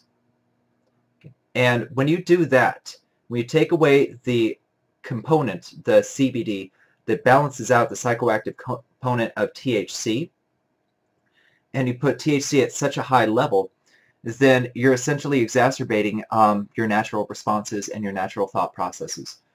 And one thing that it does is, when you're high, it essentially amplifies everything because it makes everything new. That's why everything tastes better. It doesn't taste better, it tastes new. Okay, that's where I said the memory retrograde. Skittles, they didn't taste better, they tasted new the first time. Taco Bell tasted new, and I actually didn't like some of the things that I've grown to love. But I grew to love them. I didn't love them at first. And that's the catch. That's what the THC in cannabis does to you. CBD is quite opposite, and it counterbalances the effects of THC. Let me read your thing. Okay, yep, you were trying to explain to someone the other day how psychotropics basically cause you to dream while awake. That would be the DMT component of ayahuasca, and essentially a pseudo-DMT component of shrooms, or LSD. LSD is manufactured, and it was manufactured by the government, I believe the 60s. I believe the 60s, but don't quote me on that. It could be 50s or 40s. But LSD was just an experimental thing. But they act as similar to shrooms and ayahuasca, which means a DMT release. I don't remember what DMT stands for. All right, fine. Let's do this. DMT. Down with DMT. Yeah, you know me. Okay, dimethyltryptamine. Okay, dimethyltryptamine. It is an acid, and you can see the formula over here. Carbon 12, hydrogen 16, nitrogen 2, and the boiling point is 320 degrees. That doesn't matter to any of you. Basically, what it means is you get in touch with Gaia. It activates your DMT significantly. Now, what is DMT? DMT is, I went to bed, and I've been asleep for about 5 hours, but then the 6th hour, the DMT releases, and I have REM sleep. That's where your eyes are moving and whatnot, and you have a dream. That's inspired there. If you didn't have DMT, then you would not dream the way you do. Hold on one second. Tinkering with LSA amides found an ergot fungus. I didn't know that about LSD. I really didn't. I know people who take it, and if I put back in Arizona, if I wanted to, I could get some. But yeah, that's very interesting. People don't understand what dreams and daydreams really are. It's our mental ability to hold on to long-term experiences and blend them into different experiences without actually experiencing them in real time. I think you just explained it better than I could. I really do. And I don't say that lightly. Like, anybody that knows me, like on my Facebook feed right now, you know damn well I do not call other people smarter than me or say that other people said something better than me. I think Spanky just did. That is extraordinarily apt. And hold on one second. I'm rereading the one right above that. Yep, I was trying to explain some of the psychotropics basically cause you to dream while awake. They kept arguing and went into these ridiculous, no, it's because it hits the receptors, blah, blah, blah. Well, yeah, it hits receptors, same way that adrenaline hits receptors, and norepinephrine hits receptors, and it causes a response. Yeah. Woo-hoo, short buses and helmets. Give me one second. But I'm horribly with you, man. I'm with you, 100%. This is awesome. You might be able to explain what the chemicals supposedly do to our brain, but not the effects of the chemicals. Yes. When you have certain neurotransmitters binding onto your dendrites. Dendrites? No. No, dendrites. Okay. Sorry, I learned all this stuff 12 years ago, 14 years ago. So I'm just trying to remember it. But once the neurotransmitters bind onto a neuron, essentially it tells the neuron, okay, this is how you're going to interact with the new electrical impulses that are going to be coming to you. And it can genuinely reshape our thought processes and our subsequent thought processes. So like how your brains branch out, like I'm having this, but I had the side thought. Well, I'm doing this, but I had the side thought. Well, the side thoughts become dominant at that point. And it changes where our priorities lie in our thought processes. So we give a lot of emphasis to our subconscious, and our subconscious, I truly believe, and I can't prove this yet, and I do say yet, that our, I don't think it, okay, hold on, sections of the brain, because I know what I'm trying to say. All right, cerebellum, not brainstem, it's hypothalamus, I believe. Cerebellum. No, it's right in here. This is our memory center and our emotional control center. Is it cerebellum? Yeah, hold on one second. No, that's cerebrum, cerebellum. Maintain posture and balance. No, that's not it. I had it the other day. I'm sorry. I don't know why my brain is farting on this one. And that does happen to us too. I mean, we're not special compared to anybody else. But it would be in the temporal lobe. And the temporal lobe too, this branch right here that I'm showing on the screen. This thing I'm circling right here. But what you're doing is when you're taking anything that releases or activates or more strongly imitates DMT, you are enhancing the connections over here. You're enhancing the connections between your memory and your emotional state and your subconscious, because I believe that our subconscious does rest in our why this is going to annoy the hell out of me until I get that exact name right. And that's exactly what happens to us people on the spectrum is I know this. I know this, and I know exactly what I'm trying to say, but for some reason, the word is escaping me. Da da da da da do. Okay, let's check this out. Temporal lobe, brain stem, ba da da da da. Higher mental functions. But where's the one for emotion? Dude, like, the hell? I think it's two. Yes. Oh, wow. So temporal lobe. But there's another name for it. And it does tie into the cerebellum, but I do believe between the temporal lobe and the cerebellum is where our subconscious lies. And the reason I say that is our subconscious mind is primordial and animalistic. So when you have dreams, you will, as you get older, remember words in your dreams, and you might even have colored images. But when you are just a young kid, you have black and white dreams, and you don't hear words. You ever notice that when you were a kid? You didn't hear any words? And then as you got older, yeah, there were a few words, but I couldn't make them out. Well, your subconscious is basically a supercomputer that's separate from your conscious mind and is processing constantly. And what ends up happening with dreams is your subconscious is taking all of the information that's processing from the sights and smells that we don't notice consciously, but it notices in the background. Maybe this one vein over here that wasn't pumping correctly, and it can't communicate to us with words, so it takes experiences, imaginings, like things that we imagine, those do become part of our memory too.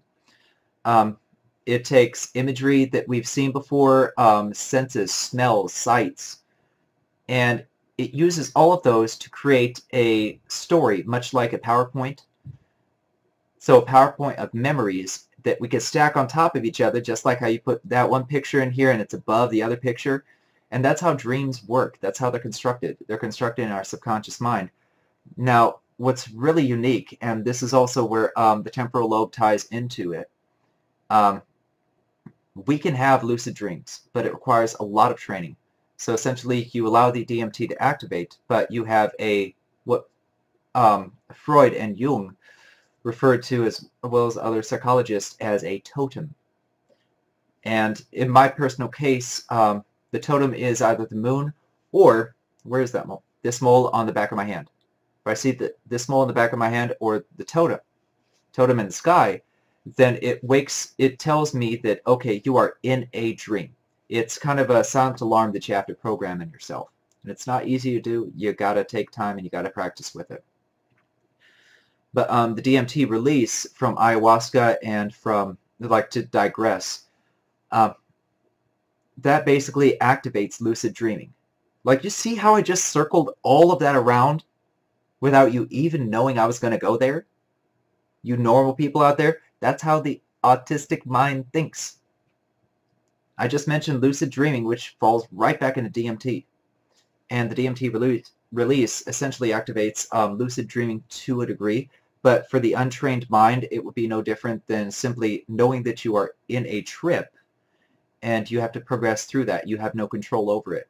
But for a trained mind, you could take LSD or shrooms or whatnot, and you can control the trip in advance. You don't have to just control your emotional state, which is why downward trips, I haven't experienced it yet, but I've heard downward trips are very bad, and upward trips can be really fun. And with ayahuasca, it's more of an eye-awakening experience, but people walk into it thinking that they're going to have an eye-awakening experience, like a Gaia-istic experience. So your preconceptions before taking drugs and your emotional state definitely impact what happens under the influence of that drug. Okay, there are a lot of hallucinations that people don't comprehend at all, or when they're happening. On second plateau, DXM, or I'm guessing you're trying to say DMT, but let me just double check because I want to see if DXM is something I haven't heard of.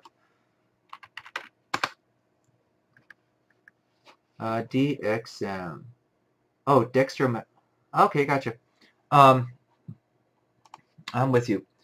And I'm guessing DXM, cough suppressor over the counter, blah, blah, blah, swollen syrup. Morphinin, which is it's similar to morphine. It's a derivative. Okay, acts as dissociative anesthetic. Okay, multiple mechanisms of action, including actions as. Okay, I'm with you now. All right, so it's not going to be exactly like DMT, which makes sense. DMT is going to be very much related to what ayahuasca. Ayahuasca stimulates DMT release, but when you get into shrooms and LSD, from what I've read, it activates different chemicals because of its compound. Excuse me. Yes, things that are less addictive, well, yes and no. Yeah, I'm going to have to do more research into DXM because I really wasn't familiar with what it was. This is something that, I mean, as you could tell, I'm not a druggie. And part of the reason I never did cocaine or heroin, digressing to that one aspect, is because, like I was mentioning with my high tolerance with alcohol, I guarantee I would overdose. The amount of cannabis that I could use towards the end would keep a regular person high for 1 to 2 days. And I wouldn't even be affected. I could still beat anybody in pool or on my favorite video game.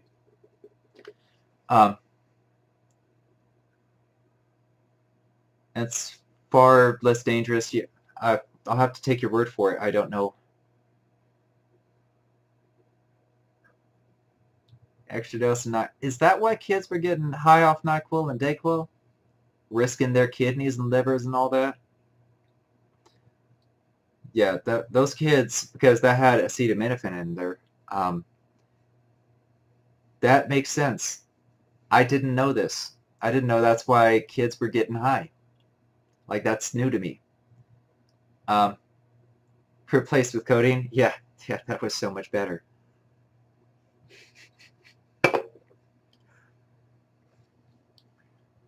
But short buses and helmets.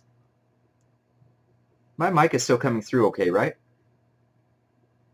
Oh yeah, I did this one on the camera. It's not on the actual controller. Like this thing right here, purely decorative. I'm just doing it because it also limits the sounds around me and helps me focus. Otherwise, I would hear something like the cat or some of the creaks out here, and I would immediately become distracted because I trained myself to be. Like to pay attention to little creaks and whatnot that would symbolize somebody approaching or a possible threat approaching. But that's years of mental conditioning in the works. My friends, they don't realize that when I tell them, yeah, I'm a wired person. Uh-oh.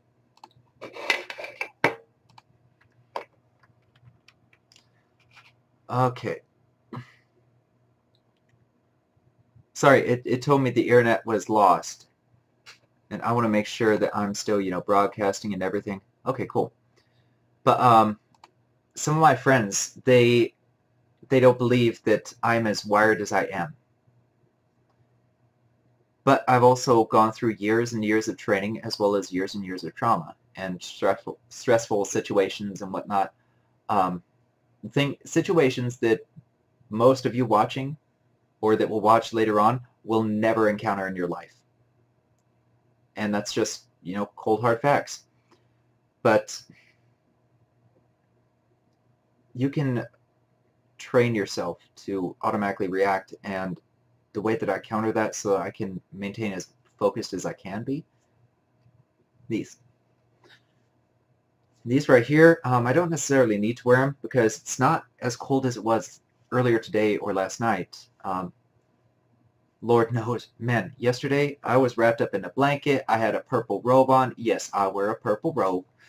I had a sweater on underneath, a shirt on under that, and my hands were still cold and still felt a little chill up here. Like, I've got a shirt underneath this.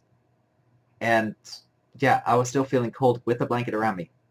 Like, this blanket is like super warm, and so is the robe, which is why I keep them. I love this blanket. It's so comfortable. So, I don't know, hit me up. Ask me questions. Like, what do you got? One of the things I want to do with this channel is just basically answer questions. So I want to build it up, and I want to have some people drop by. But Spanky, you got any questions for me? Let's see, what else do I want to talk about on the spectrum? Oh, we learn faster than you. The reason we don't, I'll go into the faces thing while you're thinking up your question. So the reason kids with severe autism, they can't look at your face or they try to look away, and when parents used to say, "Look at me, son, look at me, look me in the eye," well, that was actually painful for these kids, mentally painful. I remember faces for my entire life, and I can correlate younger faces to older faces. I can. And that's just because faces hold so much information, and we inherently know this. We inherently know about microexpressions because microexpressions are universal. It takes a hell of a lot of effort to hide microexpressions and maintain a true poker face. Or it's even harder to do a fake face, meaning you fake a different microexpression or you fake other mannerisms. I've done it. I've trained myself to do it, but I'm also obsessive about psychology. Always have been. But microexpressions are universal, which means they are somewhat genetic. Okay, they're built into us, and they are like swallowing. We have natural reactions, just like when we're in pain. We yell, we cry, we alert others that we are in pain and there is a threat that causes harm. And it alerts our parents, our protectors, to come over there and save us, or it warns our peers, other children, to run away. Funny how that kind of makes sense, doesn't it? It came full circle from when you were a kid. Let me read this. But no, facial expressions go into microexpressions, meaning your face has so much information about you, and we are taking it all in. And people fully on the spectrum, they process faster than their biology can keep up in a lot of cases. So they will take literally thousands of images of your face that they will remember for the rest of their life and embedding them into their memory by looking into your face. That's how much information your face holds. Your body, not so much. It's just, okay, what stance is it in this time? But your face is so much more in depth. Okay, gonna read this. Let me think. I mostly just been kind of enjoying the convo we've been having, and my headache has dirked me since at least 25 IQ points. I like you. Oh yeah, I still have trouble looking for people in the eyes, and until recently my mom assumed that I was lying or being shifty because she doesn't understand. Yeah, before I read that last part, looking people in the eyes, we don't look into your eyes. Like actually looking into your eye and your pupil and analyzing it is actually quite easy. But when it comes to everything around it, I just made 5 facial expressions, and that was just with my eyes. There's so much information that's there, whether it's scrunching your forehead or whatnot, or crinkling your eyes or squinting and all of that. Yes, I stare at the bridge of their nose too because there's so little information there and you just focus in. When you stare at the bridge of somebody's nose or their glasses, if they're wearing glasses, I stare at those and I focus strictly on those because it makes it so much easier to talk to them without taking in all of this information, which our brain has to process. If we take in information, we have to process it, and we are constantly analyzing you. It took me years to be able to use NLP actively because I was analyzing people left and right, and it was mentally exhausting. And I had to essentially do it like a workout. My brain has worked out for 3 decades almost nonstop. And I finally got it to where I can look at you in the face and read you, consciously reading you, kind of like a game. I can't help but read your facial expressions, your body language, and so on. And that's how I'm able to look you in the face and not have to look away or do anything of that nature. Because the information is overwhelming. It's like the 3 screens I told you about, like 1, 2, 3 screens, and trying to watch them all at once. Well, imagine all of those 3 screens into 1 screen, all layered on top of each other, and you're absorbing all of that information at once. You don't have a choice. You gotta process it. That's what it's like. So I had to turn it into a game in order to be able to function the way that I do in the field that I do. Psychology is my love. I've written 6 books and I'm editing 2 of those books now. The other ones are finished. Let me read your next part. So, yeah, I still have trouble. My mom assumed that I was lying or being shifty. She's the type who assumes that anybody who won't stare you dead in the eyes is a liar or shifty. Fun fact, for actual lie detectors, like people that are lie detectors, watch the show Lie to Me. If you stare at somebody's eyes for too long, it actually psychologically says that you're lying. It says the opposite of what old school people thought. And it's why old school people were so easily tricked by companies like Enron and so on. By the way, my art, NLP, microexpressions, all of that, it's an art and a science, and it dates back to ancient Mesopotamia. Psychologists today don't know that, but then again, psychologists today aren't as smart as they were. So, she's the type who assumes that, okay, but staring directly into the eyes is a learned social attribute that goes against your instinct, which tells us it's a threat. Yes, I should have finished reading that. Okay, I'm kind of glad I didn't because of the explanation I just gave, but I should have finished reading that. Yes, staring somebody in the eye is a form of aggression if you stare intently, but it's also an indicator that you're lying. It all depends on context. All psychology is context. But I mean, I could break it down into actual rules for that are irrefutable. If I write it down like that, it would be irrefutable. It would be well researched. But I kind of don't want to get into that because differentiating between somebody who stares you in the eye and lying and somebody who stares you in the eye, I'm aggressive. Or somebody on the flip side who would interpret that direct stare as aggressiveness, I don't want to classify those 2 sections and then that 1 section into 2 subsections. I kind of don't want to go into that. But if you want me to, I can. Not tonight, please. All right. When did you realize you were on the spectrum? I was diagnosed. Were you diagnosed, or are you like me in terms of being very hesitant? Okay. I was diagnosed as ADHD after they gave me 2 different types of pills to treat, I guess, depressed people because I was acting out. My parents didn't understand me, and I was right there at the cusp of ADHD. Both the pills, whew, they gave me a run for my money. One actually caused me to gain weight after I worked for years to get abs. I was proud of those damn abs, man.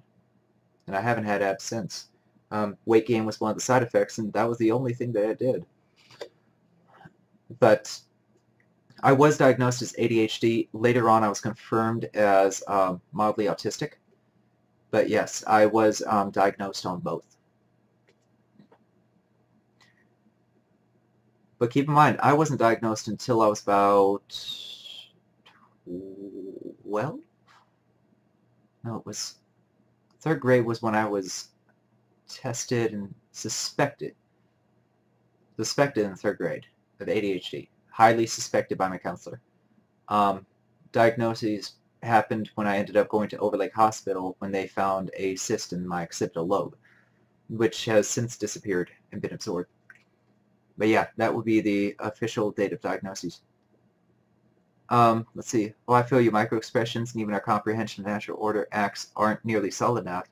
There are people who still believe in the alpha wolf construct of biology, and it was disproven in the 1890s. Yes and no. And I'll tell you why. The alpha-beta complex is still alive today because it's primordial. It's built into us. So that's why people, when you see, now you're going to make me go down a completely different leg of psychology. But I'll do it. I'll do it. So back in the day when we used to carry clubs, we would have one person who was bigger and carried the bigger club and had the better genetics for breeding that would assert dominance. And because language wasn't established until society was established, like initially, we were like, and then we killed them. And if anybody else wanted to rise up, they were smaller, so, oh, he's bigger and he's aggressive. So they were considered the alpha. They were the leader. They were usually also the dumbest. Still true today. But when we had the advent of society, we started creating language. So we started forming communities, and we had to communicate with one another. Well, at that point, a beta could become a pseudo-alpha, and that was through peer support. So that only started happening, what, 10,000, 20,000 years ago? And we've been around for millions of years. I mean, just growing and changing. Look at the earliest fossils. And by the way, if you're religious, just go on the context of days of 1,000 years, and 1,000 years is of one day in the kingdom of God. Okay, if that helps you, relate to, hey, we've been around for hundreds of thousands of years. Whatever works for you. But the facts are the facts, and carbon dating is carbon dating. Science. So we have this natural thing that was built into us until we truly established society and language. So those instincts aren't going to go away. And that's why women for quite some time preferred men that were bigger, stronger, and usually more dumb. But then the Gates came along, the Bill Gateses, and so on. And they came along long before Bill Gates. I mean, don't get me twisted there. But women started to change their ideal mate, and same thing with men. Women were the first ones to change, from what I can tell in historical pathology. But then men would change their preferences too, according to different behaviors of the women and of the men. And the alpha-beta complex, it's ingrained in us, but it's not ingrained in our society. In fact, nowadays it's looked down upon because the betas have taken over the world. They're breeding. Let me read a little bit more in here. 1890. Those pills were evil. I won't let them. Yeah, one of my neighbors and one of my friends, his name was Robert. He used to be a walking zombie because they had him on Ritalin. And he shouldn't have been. He was nowhere on the spectrum at all. But the counselor said, oh, he's acting out because maybe he had trouble at home. A lot of trouble. But he's acting out, so give him pills. And the pills very much sedated him, but he was like a walking zombie. I hate Ritalin, and honestly, if I could find the grave of whoever invented Ritalin, I'd piss on it. And that's not a joke. I would travel over there and I'd piss on it. I have no respect for the inventors of Ritalin and its effects. I think it should have been tested a lot more, and it should have been. It shouldn't have been experimented. Children shouldn't have been experiments for that. And again, this offends me because attacking the innocent that are defenseless, that bothers me. But mostly because I was picked on my entire life. There's a reason I know how to fight, but it wasn't a willingness to. Initially. Well, in a way, yes. That's far more nuanced. Okay, I'm always alpha. Not to mention the original scientist who wrote the theory realized that he wasn't watching a pack of wolves. The wolves that were beta are the children of the wolf. Okay, so alpha, beta, and all of that. Darwin, that little yip, yip, yip, yip, yip, yip, yip. That's how I view him when he's in debates, because if you say anything contrary to him, he's just like a little chihuahua, like, and he just attacks whoever's there. He might take the high road attack, but he always attacks. And he is the definition of a beta who wants to be an alpha. So I call them pseudo-betas, or pseudo-alphas, excuse me. They do overdiagnose ADHD horribly. But the whole concept of betas and alphas is still relevant today, just different. In some contexts, the alpha would be the intellect of the room. In some, it would be the biggest guy in the room, or the biggest lady in the room, because women can very much be alphas. Women can be alphas to men, believe it or not, which actually happens more often in nature than men being the alphas to women, believe it or not. In nature, women tend to be the females tend to be larger than their male counterparts and more aggressive because they have to protect their offspring, and the men don't do that. Let me see. Yeah, Darwinism, it's no longer applicable to humanity. And again, that's a paper I'm writing, but I just don't like Charles Darwin. I don't like him as a person. And I'll say that public, I'll say it to his face. And then, of course, he'd start attacking. Because that's all he knows how to do. He will use absolutes to try and humiliate his opponent and demoralize his opponent. I mean, he's got a pathology, and it's pathology derived probably from a lifetime of not getting what he wanted, meaning having to settle for second. Because he is a beta. In every shape, sense of the word, he is a beta. In the scientific community, he is not the smartest by any means. He is not the he's not the most physically fit. He's not the most attractive. He's not the most well-spoken. His thought processes are not the strongest, and his arguments are not the strongest. The only advantage he has is a platform, which he uses to attack. I just got an invite from my best friend. Do you mind if I cut this off here?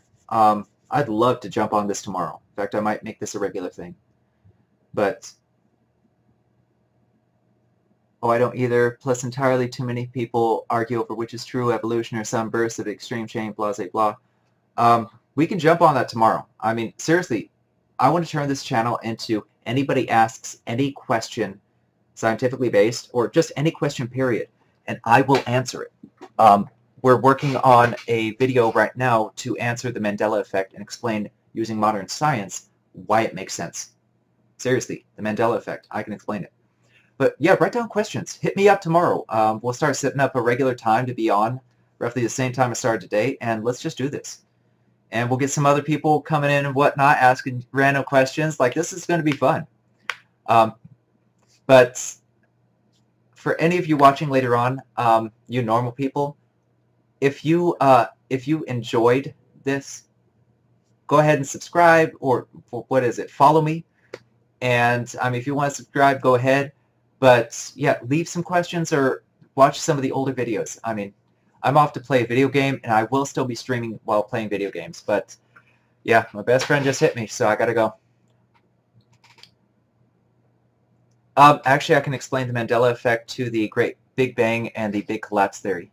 But it goes back to the double slit test and the results thereby. I'll go into that tomorrow. It's going to be really cool. We're going to do the original cuts here, and then I have an illustrator who's going to take care of the rest. But anyway, I'll catch you later, Spanky Man. And if you want to watch me play Fortnite, go ahead. Ooh, no, no.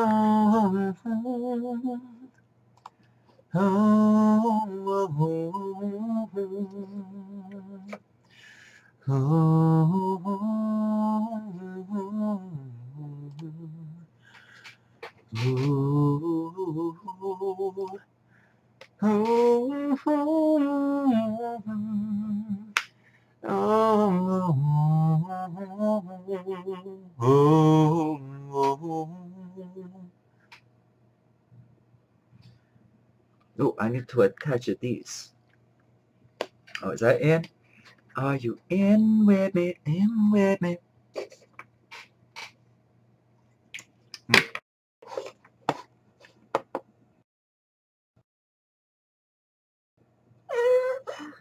Haha. No, let's do this. Let's do it. Okay.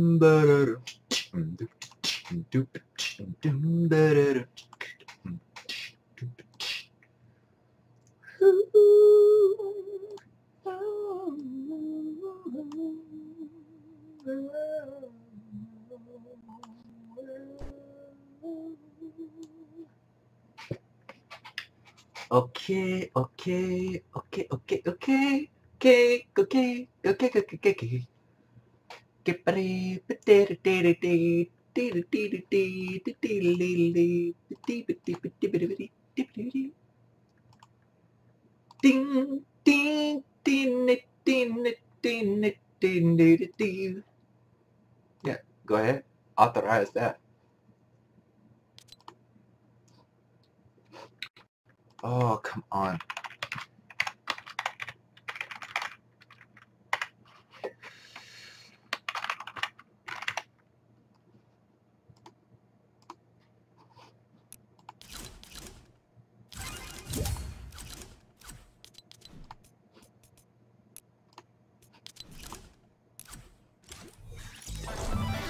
Bob.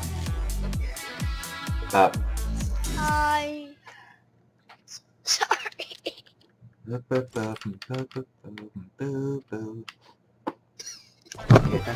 that's a connection. Are you excited for the season? Who, what? The season. It's a new season. You know, I didn't even notice.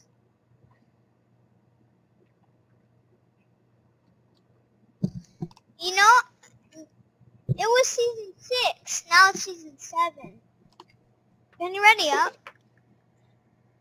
Man, he just said to you.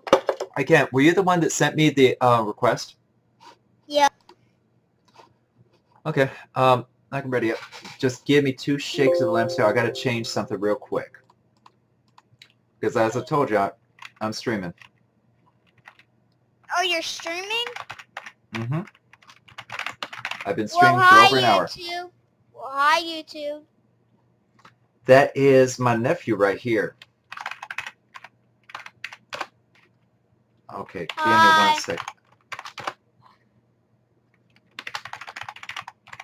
What I'm doing is I'm attaching my chats so that I can see what people are saying to me.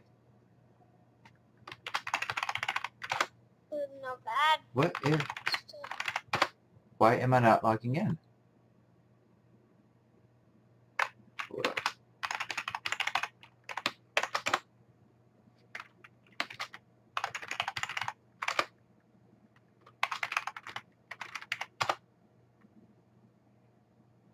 I don't know why that's not logging in.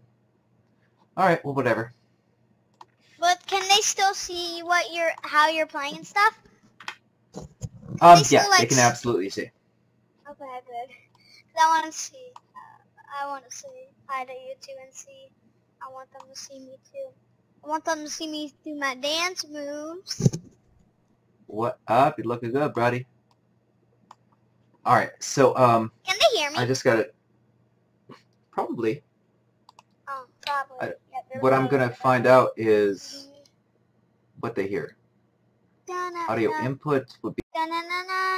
There we go. Bell pass. And then audio outputs. I want the bell pass. I might get it. Alright, I think On this I'm good. account or the other account. Alright, cool. Let's ready up. Like who Yeah, to I'm what, already ready who to to- what, I've been who to ready what, to- what. Okay, Now is so Cool Beans gonna be joining us? Who is that? Probably not. Cool Beans is Jordan right now. Probably not, though. Alright, get ready. Are you ready? Oh. We about to have fun.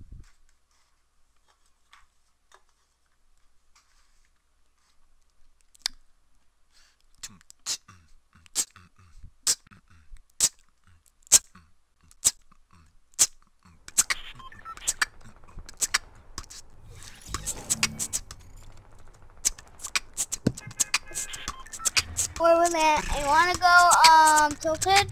Wanna play Tilted? Yeah, I'm cool. Oh, they changed Because- everything. We need the viewers to know we're really good, so we have to go to Tilted. Oh, we're doing it like that, huh?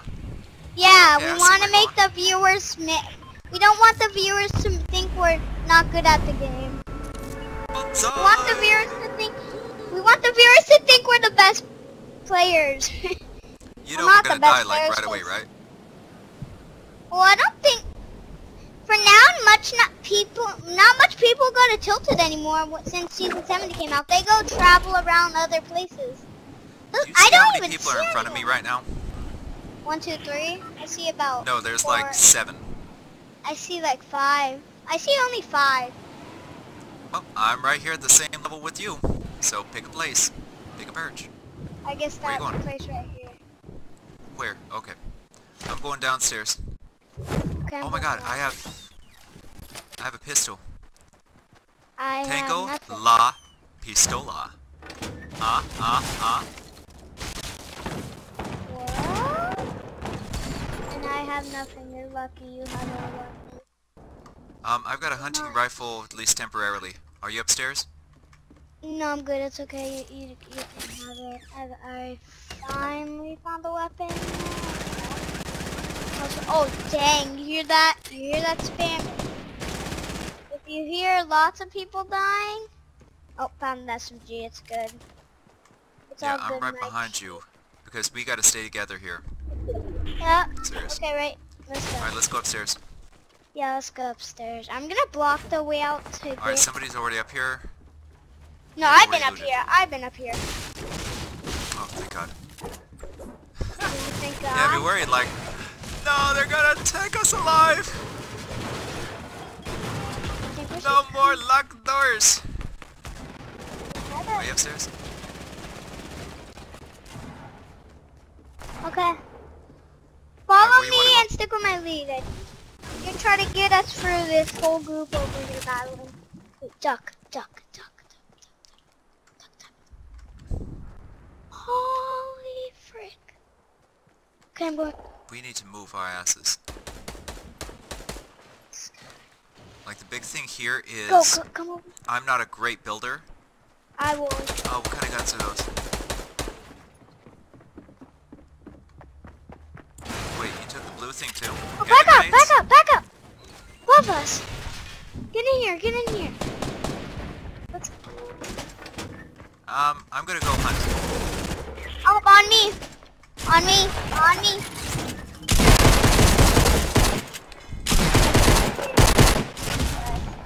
Ah. Whoops, See. streamer died. Wah. Yeah, I don't know if I'm kind of tempted to go solo, just because, I mean, you grab the really, really, really good guns yourself, and you, I like to share, but you kind of like to keep things, you know what I mean?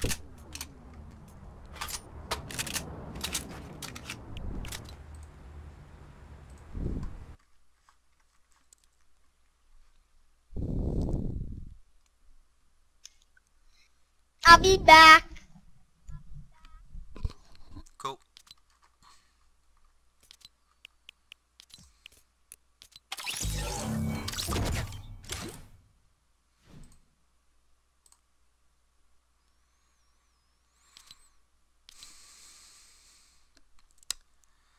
Yeah, it can be fun playing with them, but younger individuals sometimes, well, I mean, you know how teams go sometimes. Sometimes people just like to, well, solo it, so.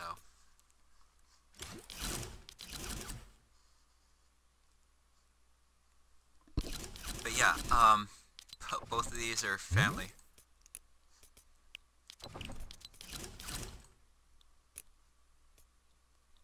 What's the item shop? See, they got rid of the one I wanted. Wow. Yep.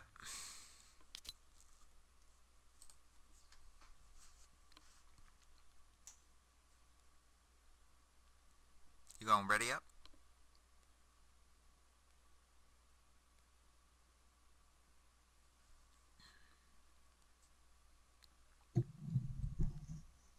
Sean,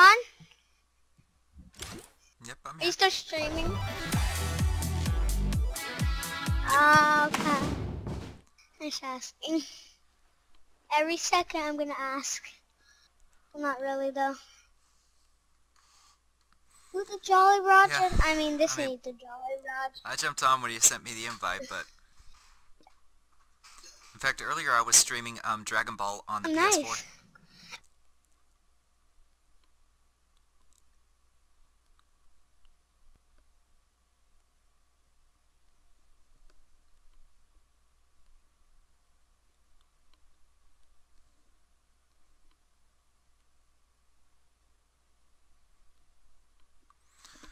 wanna see if I can, can I? Oh, it worked. Alright, let's see, I'm thinking Or Loot Lake is what they changed it to. from Leaky Lake. It's from Loot Lake to Leaky Lake to Loot Lake. Wanna go Loot Lake then? I'm thinking Polar Peak over here, Oh. because I don't know what that is. You're alright, it's called Polar Peak. But yeah, it's a new play. Oh, okay. Wait, put your marks. Wait, oh, it looks not that big.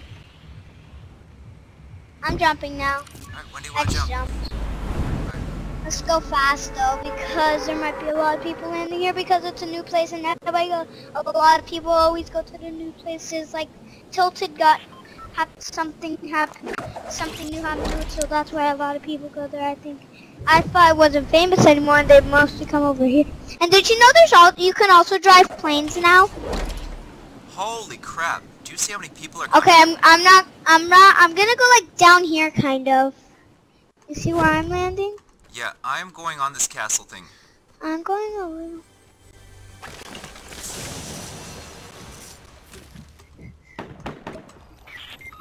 Oh, I'm dead. Really? I almost pickaxed this guy. He got me though before I even had a chance. I'll be back. I don't like what they did to the pickaxes.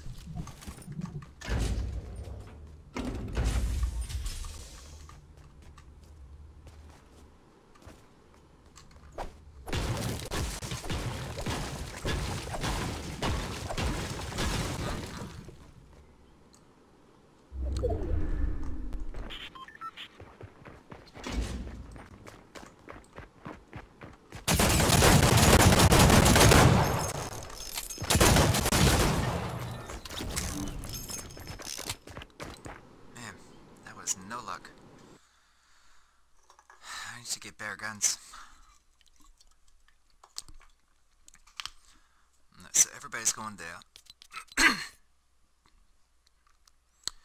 You jumping back in or no?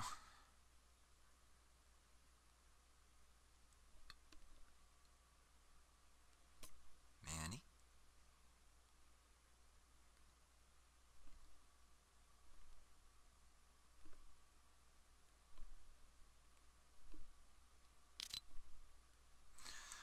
Okay, well, I'm gonna give him a chance to do his thing and do his thing by the thing over at the thing, you know. Ah, that's a Twitch thing. Oh, it's gonna be like that, isn't it?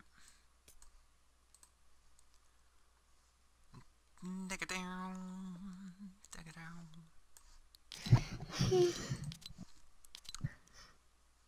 You're back.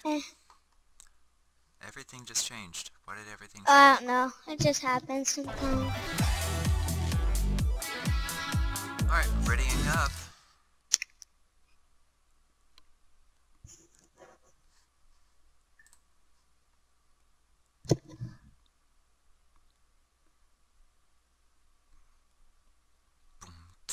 Ooh, I cut myself shaving.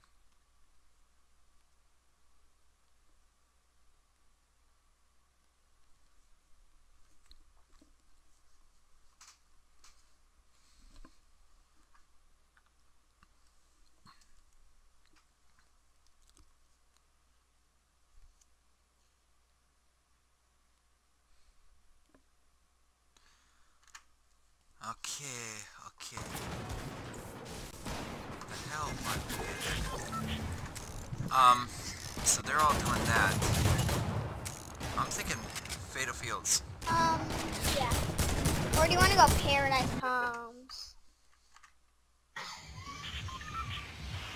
Let's see here. Oh, Loot Lake. I would always do that. Let's just go. Oh. Paradise Palms, let's do it. Yep. Or Retail Row. Retail. Tomato Temple. Retail. Okay, I'm down dive. for Retail Row. Retail Row's right on my mark. Right over here. Okay. We've got 3 other people dropping right where we And want to I go. found a spot where I'm gonna go. Oh, yep, my Scar. It's my baby Scar. He came for me today. It's nice. Well, you're gonna have to take care of at least 7 people that I'm counting so far. with my Scar. I'm not sure he's down for killing, but I think he's ready. My Scars are always ready for a big battle like this.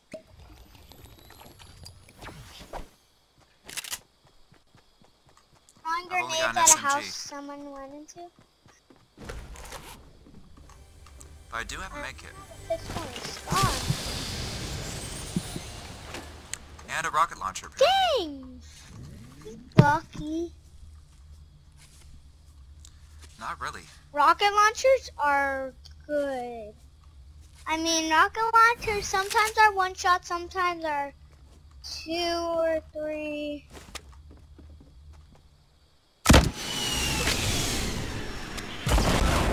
This guy I just fired at. Ha!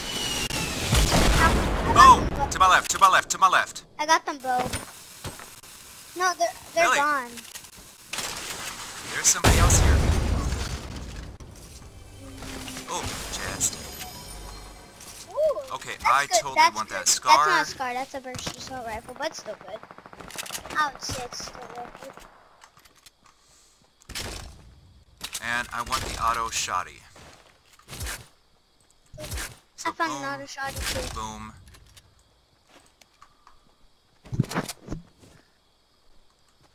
If you find any rocket rounds, let me know. Okay, I don't have any right now. Ooh, they got a lot of mats. They had up to 200. Hey, you think I can... Oops. Just ah, to left, left. Throwing They're grenades, I'm throwing throwing dynamite. bombs.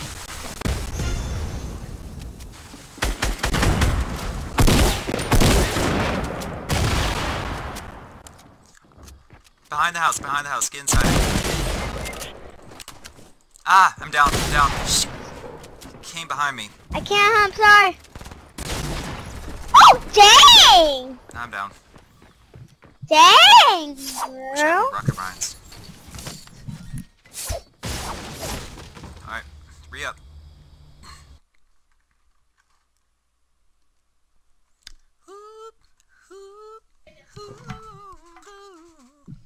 Sean, this might What? be my last match.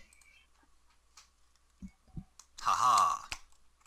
You admit defeat. This might be my last match. I have to go. Mm-hmm. Yes, it will. Mm-hmm. I mean, like, not go to bed, I just have to wait. I have to leave. No, you're going to bed. You're in trouble. You're I going to didn't bed. need to go to bed. Mm-hmm. Past your bedtime.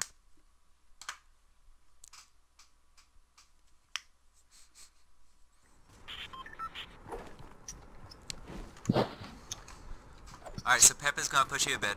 No, Daddy's actually not gonna play after this. I'm like, I have to leave after this.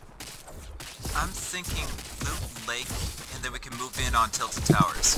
That or Paradise Palms. I'm betting Salty. Should we go Salty? Because I think Salty's gonna be our lucky place today. If it's not gonna be lucky, we're gonna have a lot of people there. Yeah, but it's not right off the edge of the map. It's not right off. It's kind of in the middle. And we might have a higher chance of being in the circle. So let's just go Salty, I guess. I'm going Salty. If you say so. Okay, I just jumped now.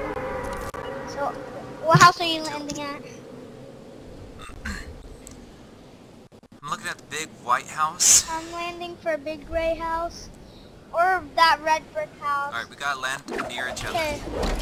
Here, this is a house. Otherwise, Let's go for this, that blue house. You see that big blue house? I'm landing on the brick house Okay, right here. I'm landing on, this house right here. In my corner. Mostly my corner. Yeah.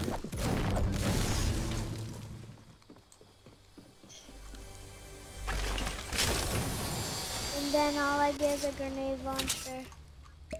Wow. Ooh, I got some big slurm, big perm juice. A big perm juice. Funny how you say it that way.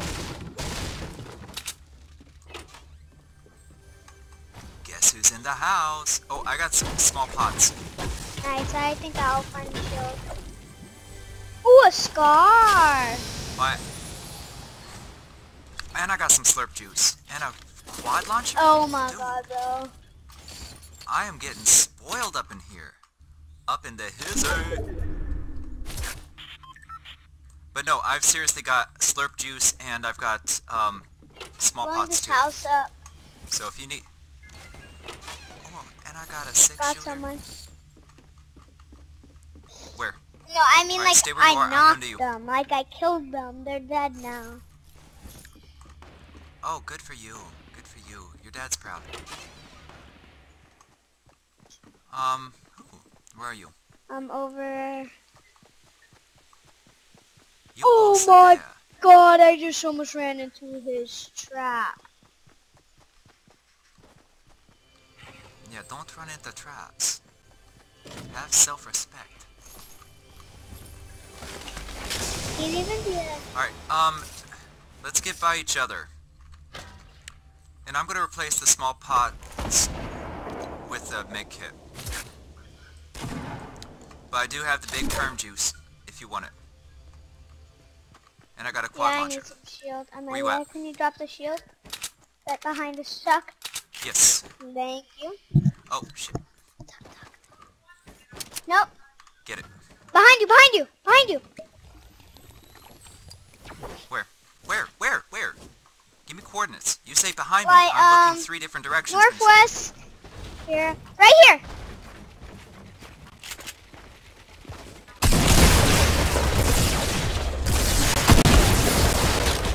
Oh, dang, you got him? Alright.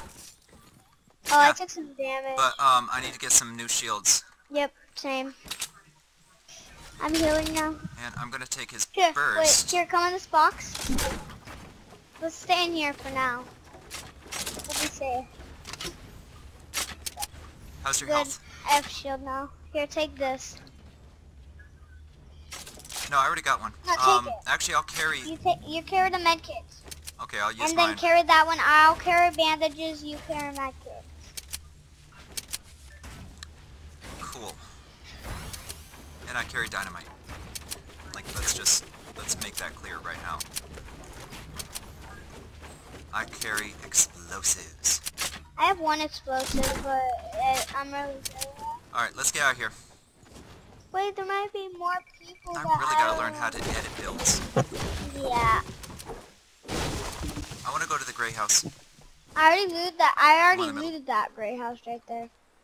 What about this one over here? Yeah, you great. Raid them all. Not all of them. Oh, shoot. Start heading to the center of the circle. Oh, I can't believe we're not in a circle. Oh, you didn't get this one? What the frick was that noise? Me ringing the doorbell. What the heck? That's what that noise was. I wanted to let people know, like, hi. Got the new shotgun in the game. Now. You know, I think I'm gonna go... Yeah, Shoddy. Shoddy's better. Shoddies are like, oh my god. You can't, Alright, come on. We gotta get to you'll the center of the die circle, if man. you don't have a It's already Shoddy. shrinking. Gotcha. I got my good You think they raided purple these? shotgun. Legend, yep, they raided them.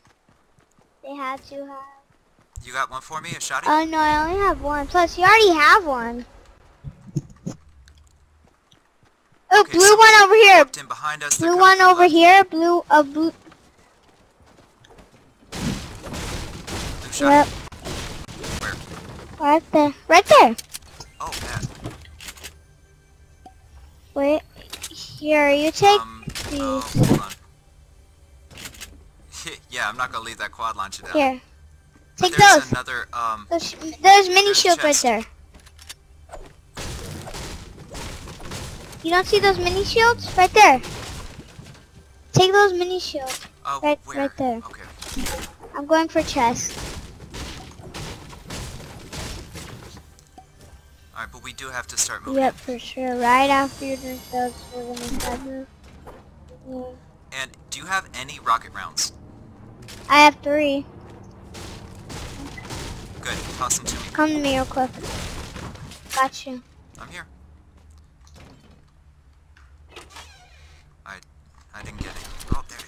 Da-da-da. Oh, I just heard people in a plane. You heard that, like, noise?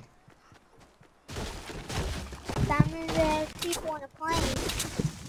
They're driving with their plane going toot toot. Wait, where'd you say those guys were at? Oh, right there! Wait, they're in a Yeah, plane? right there, you see? Try sniping this guy. Oh, that was so close. Oh, it didn't Rushing make now, that far. rushing. They're now rushing. Report. Alright. Oh yeah, at least it was one guy.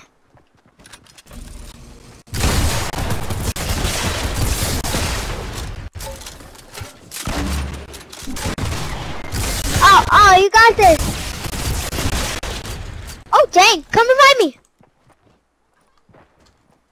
Yeah, but Right where's the there. body? They're behind you. Oh. Ah! Daddy, you want to play with Sean? Okay, my dad's gonna play now. Cool.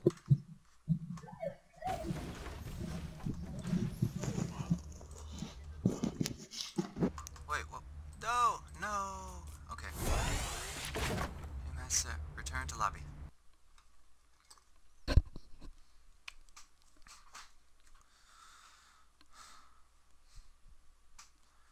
We gonna play. Ah,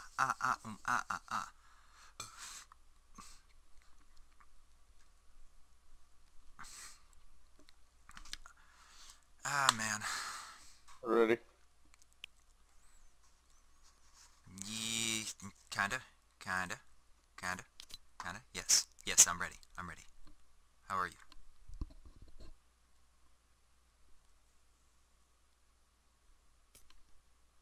How you holding up, buddy? Alright. Whoa, why are we... I'm glad you like the jerky. We're playing creative? Are we? Why? Oh. Okay. Oh, you're the boss. You the boss, man. The jerky was good, dude. So we're officially in a new season. Yeah. Are you gonna buy the battle pass? I think I will this time, because I'm gonna take this seriously.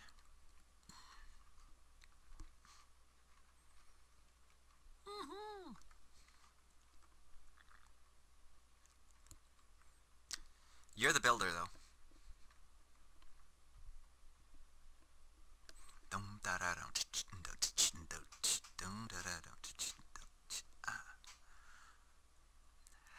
I just gotta kill.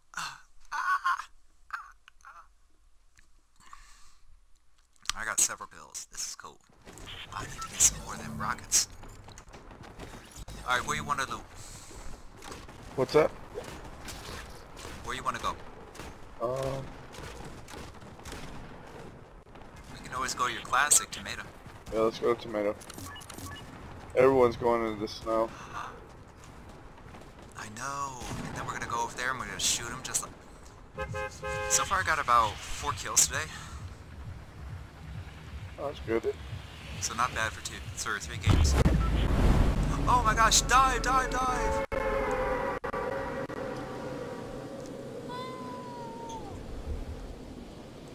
Mommy, I'm flying! Now I wish I would have saw that last guy, and Manny and I could have just kept rolling. But dude, I love launchers, dude. Like, I have such a passion for launchers now. I'm landing by the tomato. Oh, did you seriously just land where I wanted to land? Damn it, son of a bitch. You're gonna grab those two, huh? Nope, one for you. Okay, Where I'm are down. you? Right beside you.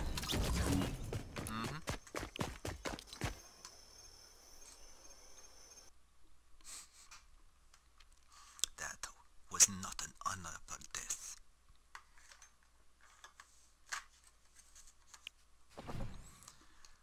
Ready? No, what happened? Okay. Let's see. Are you ready? Why does this keep going to creative? You tell me. I'm not setting it like that.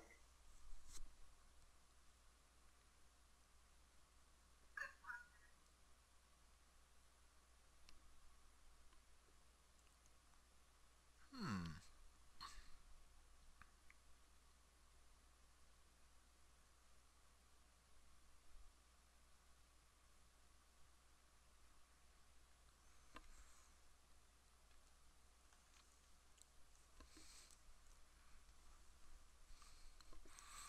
So,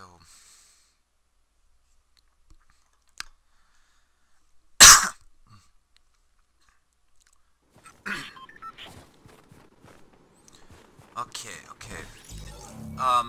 Do we want to go to Loot Lake or Tomato again? Ooh, I like Yeah. Tomato. And I'm gonna probably go towards the, deeper side of Tomato.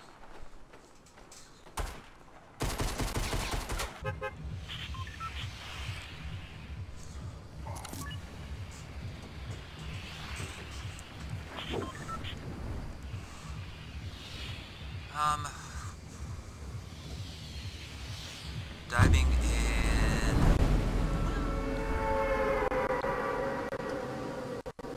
We go down fast. We get there faster.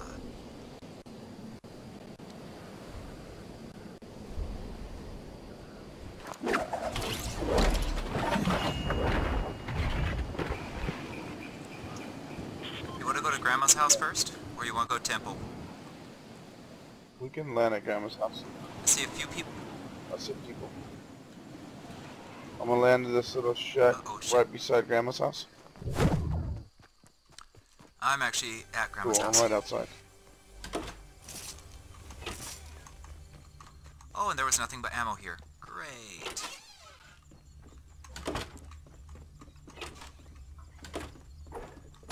Are there any weapons? Maybe there's weapons. Could there be weapons? Alright. Pistol and a tacti.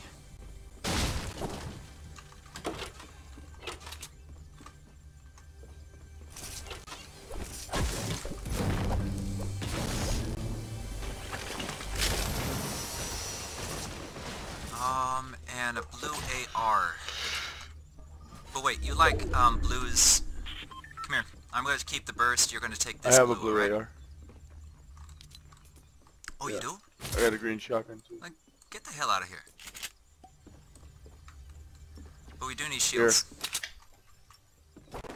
What? Take that.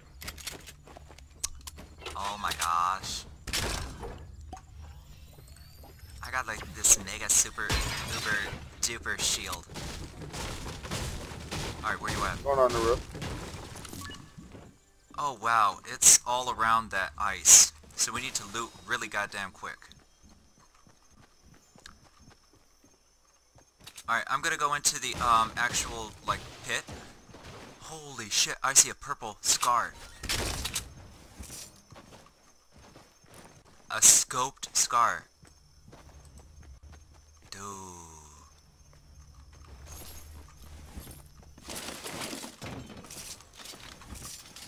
Alright, where you at? I want to keep...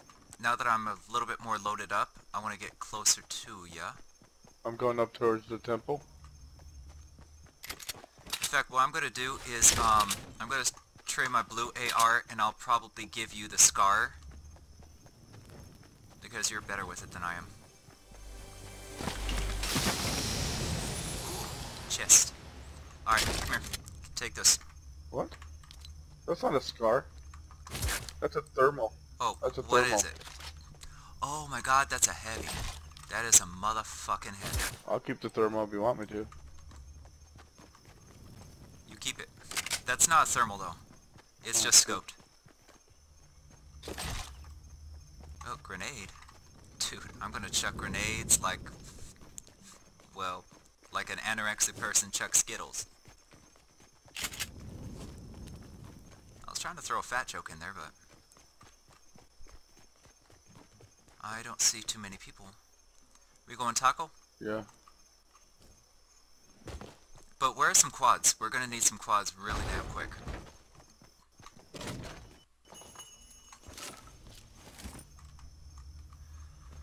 Just a regular tactical shotgun here. I found a rift to go. Good. Probably need it, but I still want to go quads. Hi! Blue burst on me. Don't want it.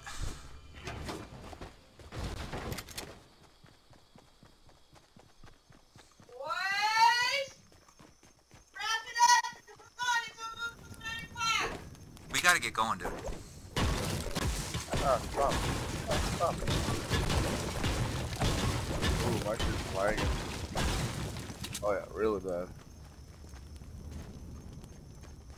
You're lagging? I hear something. I hear something. Okay, let's take my rift to go. Here we go. Alright.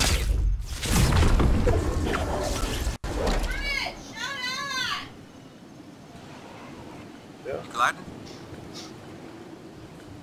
Oh, I'm way higher than you. Holy crap, they are shooting the hell out of this. Bonsai! Oh my gosh, I'm so behind you right now, because these guys are... He's attacking me.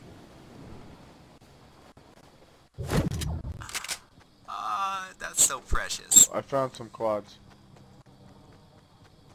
Oh, we're already in the circle. Whoa, there's a plane. Yes, they have planes now. Wait, are they in a plane? Where's the plane? Showing up now. Oh, he just jumped out. Holy crap. Yeah, probably. Oh, you've got view on them. Oh, I got a fucking shit. heavy. Is that you shooting? Yeah. What are you shooting at? Air, apparently. Oh shit, I hear that plane again. Oh, here comes that plane. I think the planes have machine guns, you know that, right? Holy crap, there's a lot of people coming in.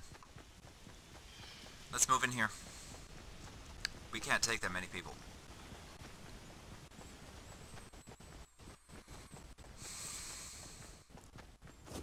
Has it been looted? Nope, it's still good. That plane's coming in. Watch yourself. Where is it?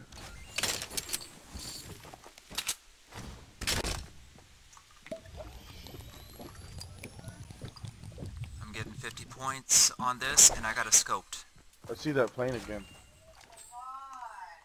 Oh, he's shooting at someone, dude. Oh yeah.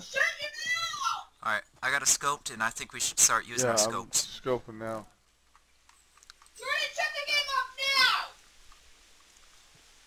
You want me to shoot that guy in the distance? I lost him in the trees. Yeah, he just went down. Let's head for high ground. Wow. I think we can get him over this hill. You can. Have you been... Do you have plenty of materials? Kinda, sorta. Well, if you need me to build the ramps up or something like that, I can do a little bit, but not much.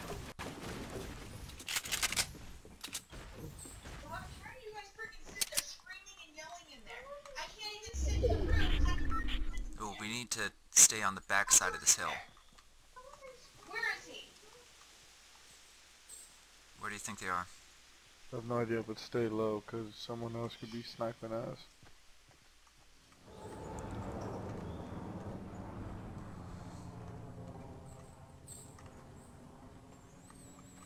Not everything's been raided over here. Half tempted to move in. I hear that plane. There it is, it's right there.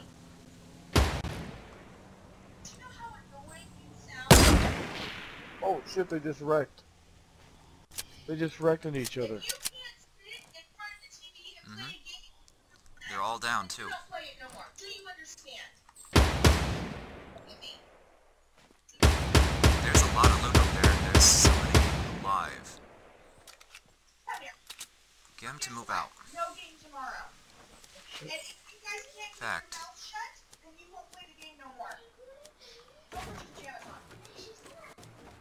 Where's that? Oh wait, you already ramrodded him. No, I'm still right here. I'm just wondering where he went. I see the loot. He's down there, dude. Just. You wanna rush? I'm gonna shoot. See if you got a bolt action, right? Yep. I heard some- He You rifted. did?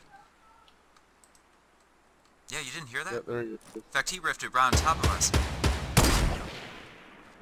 Boom! Ah, fudge.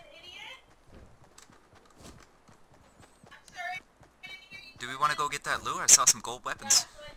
No, that dude probably ambushed the shit out of that loot, dude. He's going into tilted.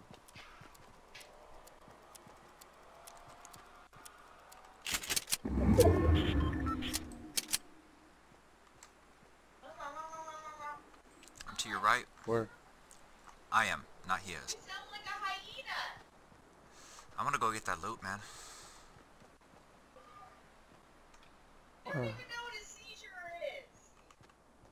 Let's go down. And there's a plane. Kinda I'm wanna in this shoot. building. Where'd you go?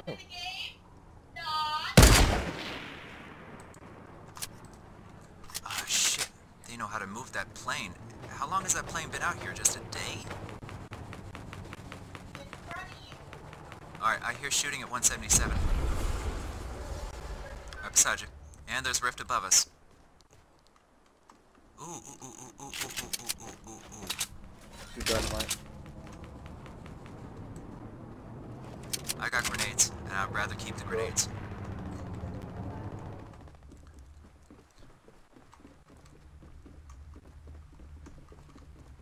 So we're going high ground and sniping people?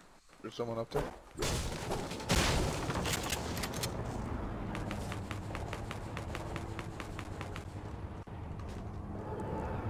Are we not Oh going shit, up the there? storm, dude. The storm. Oh shit. Run, Alright, run, run, run, run, run, run.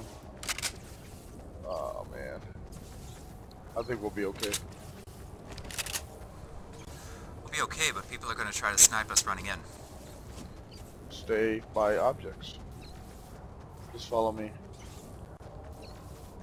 No, I'm already on it. Uh-oh. Oh, no fall damage. That's awesome. My shields are pretty strong, though. I say we keep it low, keep in the canyon to the right. There's a jet. There's a plane.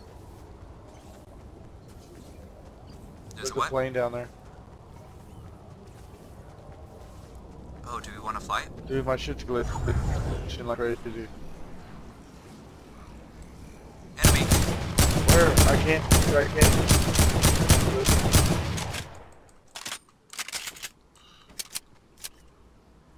Over to me, come on. Dude, my shit's glitching. Stop! Where's the enemy at? I keep you right in front of you. You just rushed the hell out of him.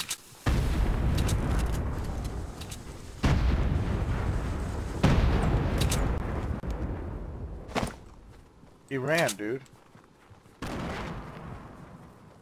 Yeah, he took damage. Where's he at? You think I miss every time? Where's he at? I have no clue. I honestly don't. Over to the left. Let's go over by these rocks.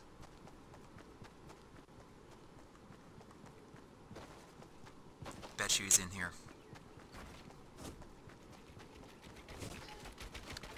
On you. He's down in the shafts. Yep, I hear him.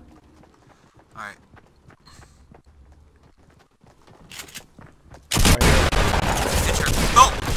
Haha! How you feeling, boy? How you feeling, boy? Get him! Get him! Get him! Kill him! Bam! Get him! Yeah! Alright, save me. Stop moving. I am.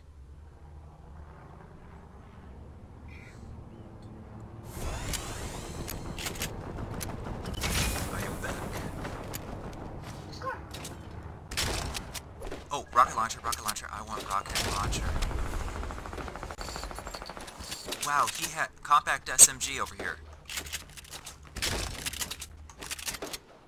Alright, I need to take this shield, otherwise I'm going to be an easy kill.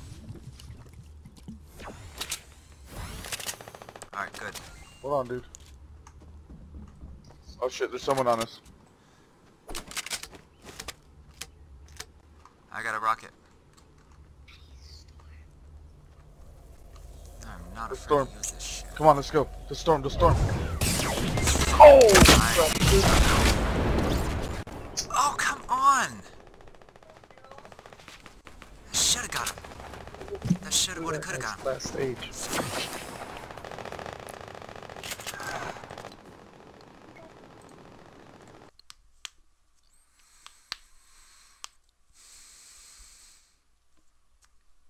Getting better, though. Every day getting better. Are you ready? We gonna get this.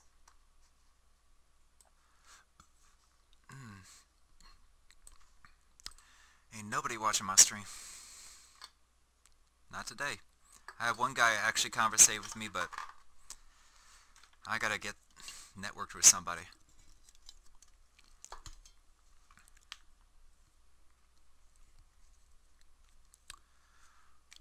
Ooh, and Dragon Ball Xenoverse was awesome.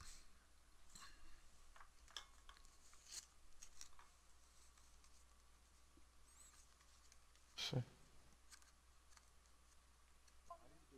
Why are you doing creative? I'm not, dude. I blame you, sir. It's all your fault. I'm ready. I'm thinking about doing creative, like creating maps and all that mess. Oh yeah? Yeah. But I don't know how that's going to be perceived or whatnot.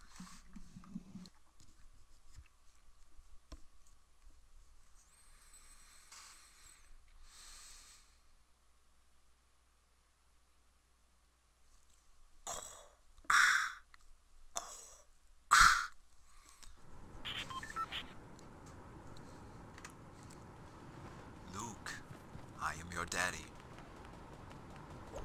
You wanna go Loot Lake or Hamlet? Happy Hamlet.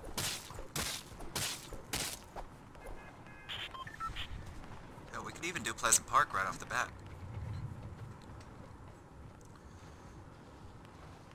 Keep your hands this way. That's fine. Okay, Pleasant Park. Oh, let's do Polar Peak. Alright, dive. I don't know where Polar Peak is, but... Oh, we're going over there. I've just never been here yet. There are a lot of people diving over here. Really? Yeah, I just want to see what's up. like a shit ton. Oh, that was the castle, dude. That was. We still Yeah, going dude. there? Cool. I'm over here on this peak. Holy shit. They won't let me bite? Okay, I'm here. But apparently I have to dig my way in.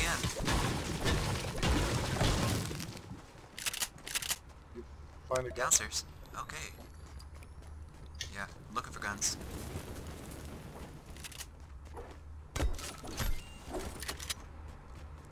Alright, blue tacti. Cool. And I got a handgun, which I'm okay with.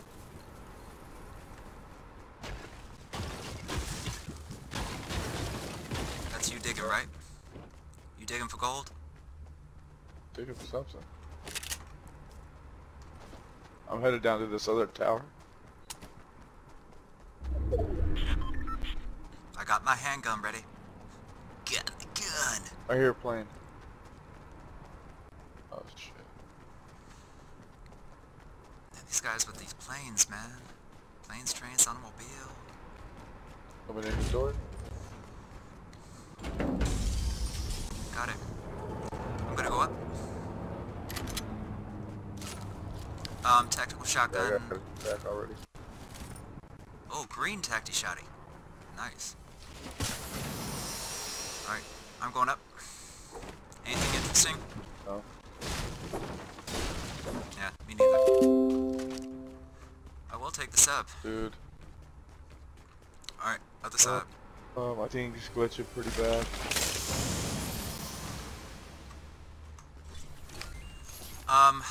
I got a suppressed pistol.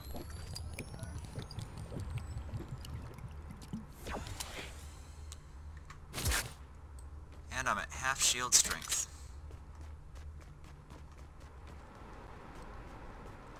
There ain't nothing on the peaks here.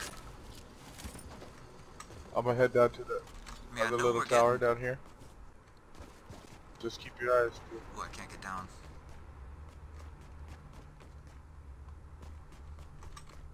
Wait up for me.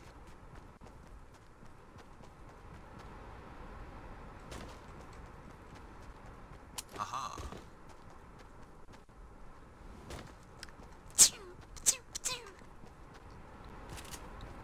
I'm mimicking my silenced handgun. I'll carry bandies if you want. Hey, what are these zip lines? Yeah. Want to find Yeah, out? let's take this one. Oh, after the step. There's some minis for you. Who? You take those shields. I got half shield. I got half shield too. How do we use these?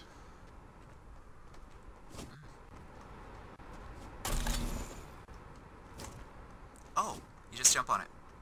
Do what? Bonsai! And I just fell.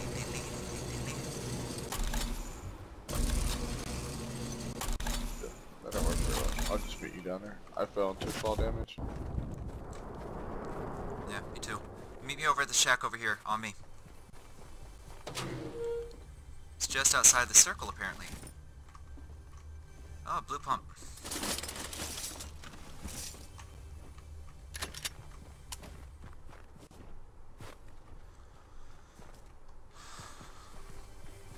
Oh, I see an enemy, dude.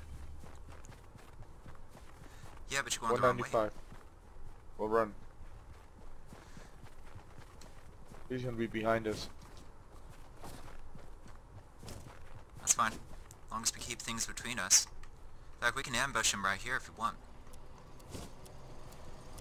You wanna? Yeah, here he's coming. He's on the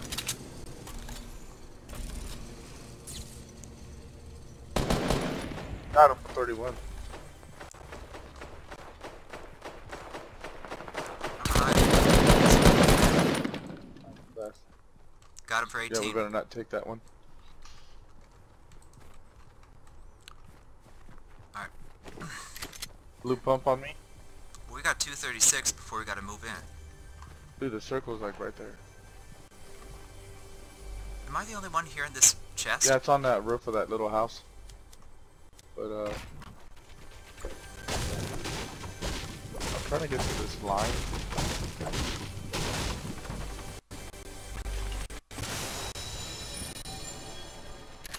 Alright, I'm gonna carry the health pack. The medcat. Or kit. You know what the hell I mean. Where'd you I'm go? up here. No. never mind. I found the planes, Sean. I found the airplane. Yeah, do we want to shoot it No, down I or found what? the airplanes. I'm proud of you. Oh shit, they're sniping at us. That dude's sniping at us.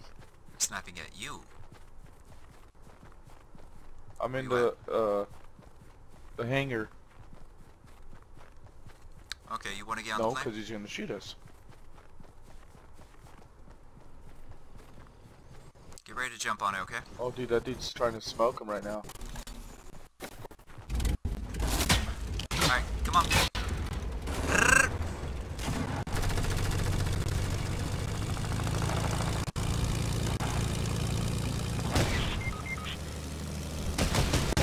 Yep, I'm dead.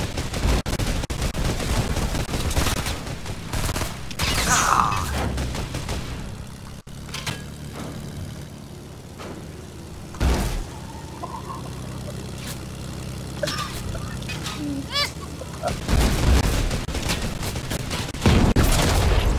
Who's your daddy? Who's your...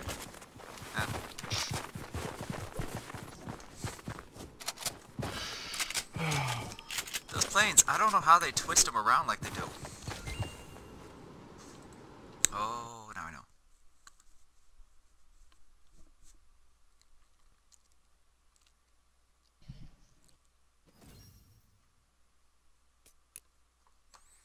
What the hell? Why does this keep going to creative, dude? That's all you. Oh, come on, accept, ready. No, seriously, dude, you need to get on the Xfinity.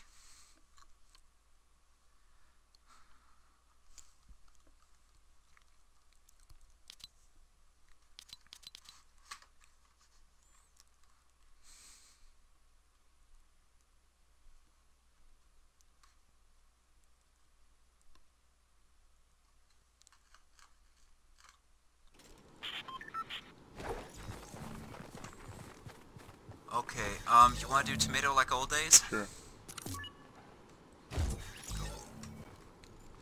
Oh no, I want to keep. Let's try Happy Hamlet. What's Happy Hamlet? Well, I'm guessing it's the better version of the story. Kind of like Disney version of Hamlet, you know?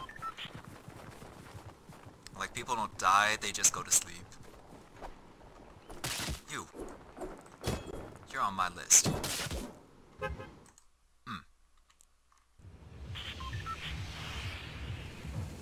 Dive. Okay, we gonna jump right away.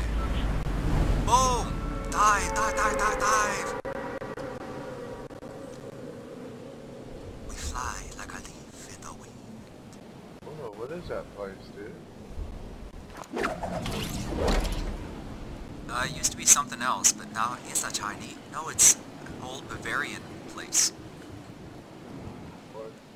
Alright, we got 1, 2, 3, 4 on us. Alright, back left corner, right below you. Right here? Yeah, land here. They're landing around top of us, grab guns immediately. It's a med kit. Give me guns, bitches. I don't want fucking juice. Oh, why am I getting so many goddamn shields? Where they at? I don't know. I'm going up. Alright, tacti shotty on me. And I got shields on me. Where you at? They're right below me. I'm on the roof still. Yeah, they're up my level.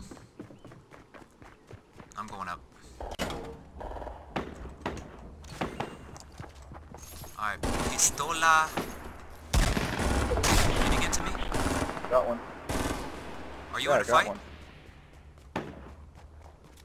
Oh. Coming to you. He's down. Hi. Oh, that guy. Yeah, I see him. His partner is coming.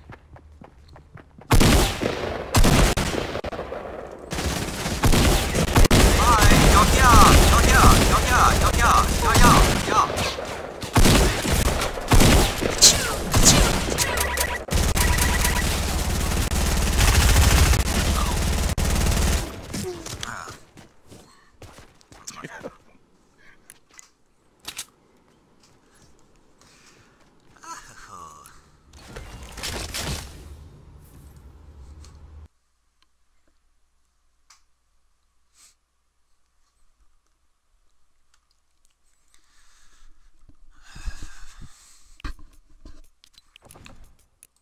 Alright, we do. Okay. I think this is my last one. Yep, me too. We gonna call this Hammer time now.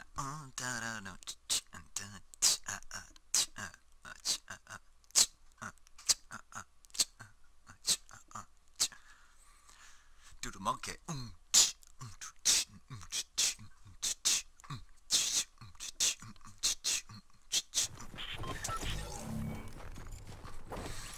the monkey.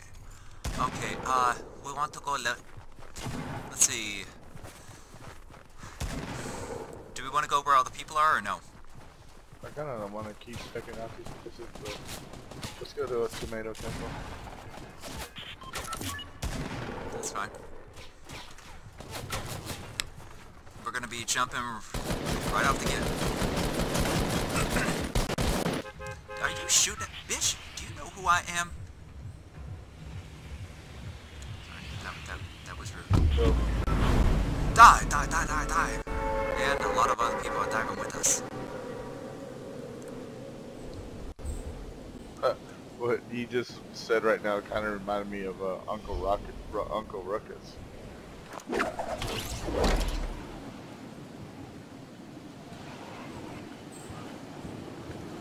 Alright, so Tomato Temple, I don't see anybody dropping with us immediately. I'm going to the tip of the tomato temple, unless you're already going there. I'll go off to the side. No, I'm going for this auto shotty. Shit. Alright, down.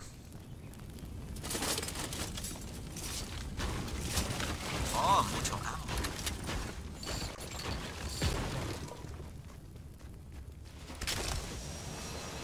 No chest there. Oh, you already got that. I'm going down further. There is a... Okay, got that. Alright, going to the hidden place. Wow, why did that sound like something a molester would say? Huh, I have no idea. I'm gonna keep... I got a blue pump if you want. Oh, and I got a heavy sniper, dude.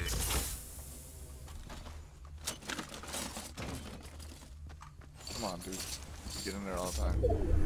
What? I got a blue AR. I've already got a green. I'm on my way to you. Okay, leaving the blue AR, and we've got a purple heavy. Sean, we got like a lot of distance between us, dude.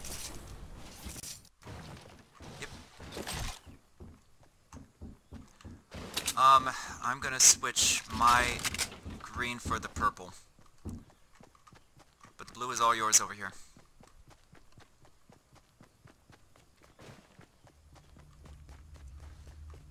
Same thing with the blue shotty. If you want the blue pump, just come get me. I'm headed towards you right now. Where's this? It's down in the hole? Yeah, I'm down the hole. The blue AR is down here. Where? Right in the corner where that chest always is. Okay, enemies. Alright, up above us. Grandma's house. Wow, how did you get me down so quick? How did you get me down with an SMG so quick?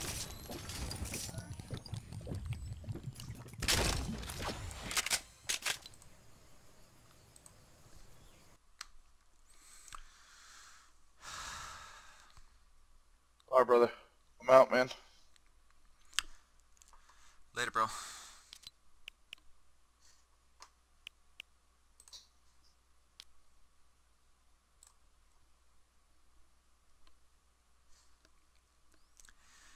And that is a wrap.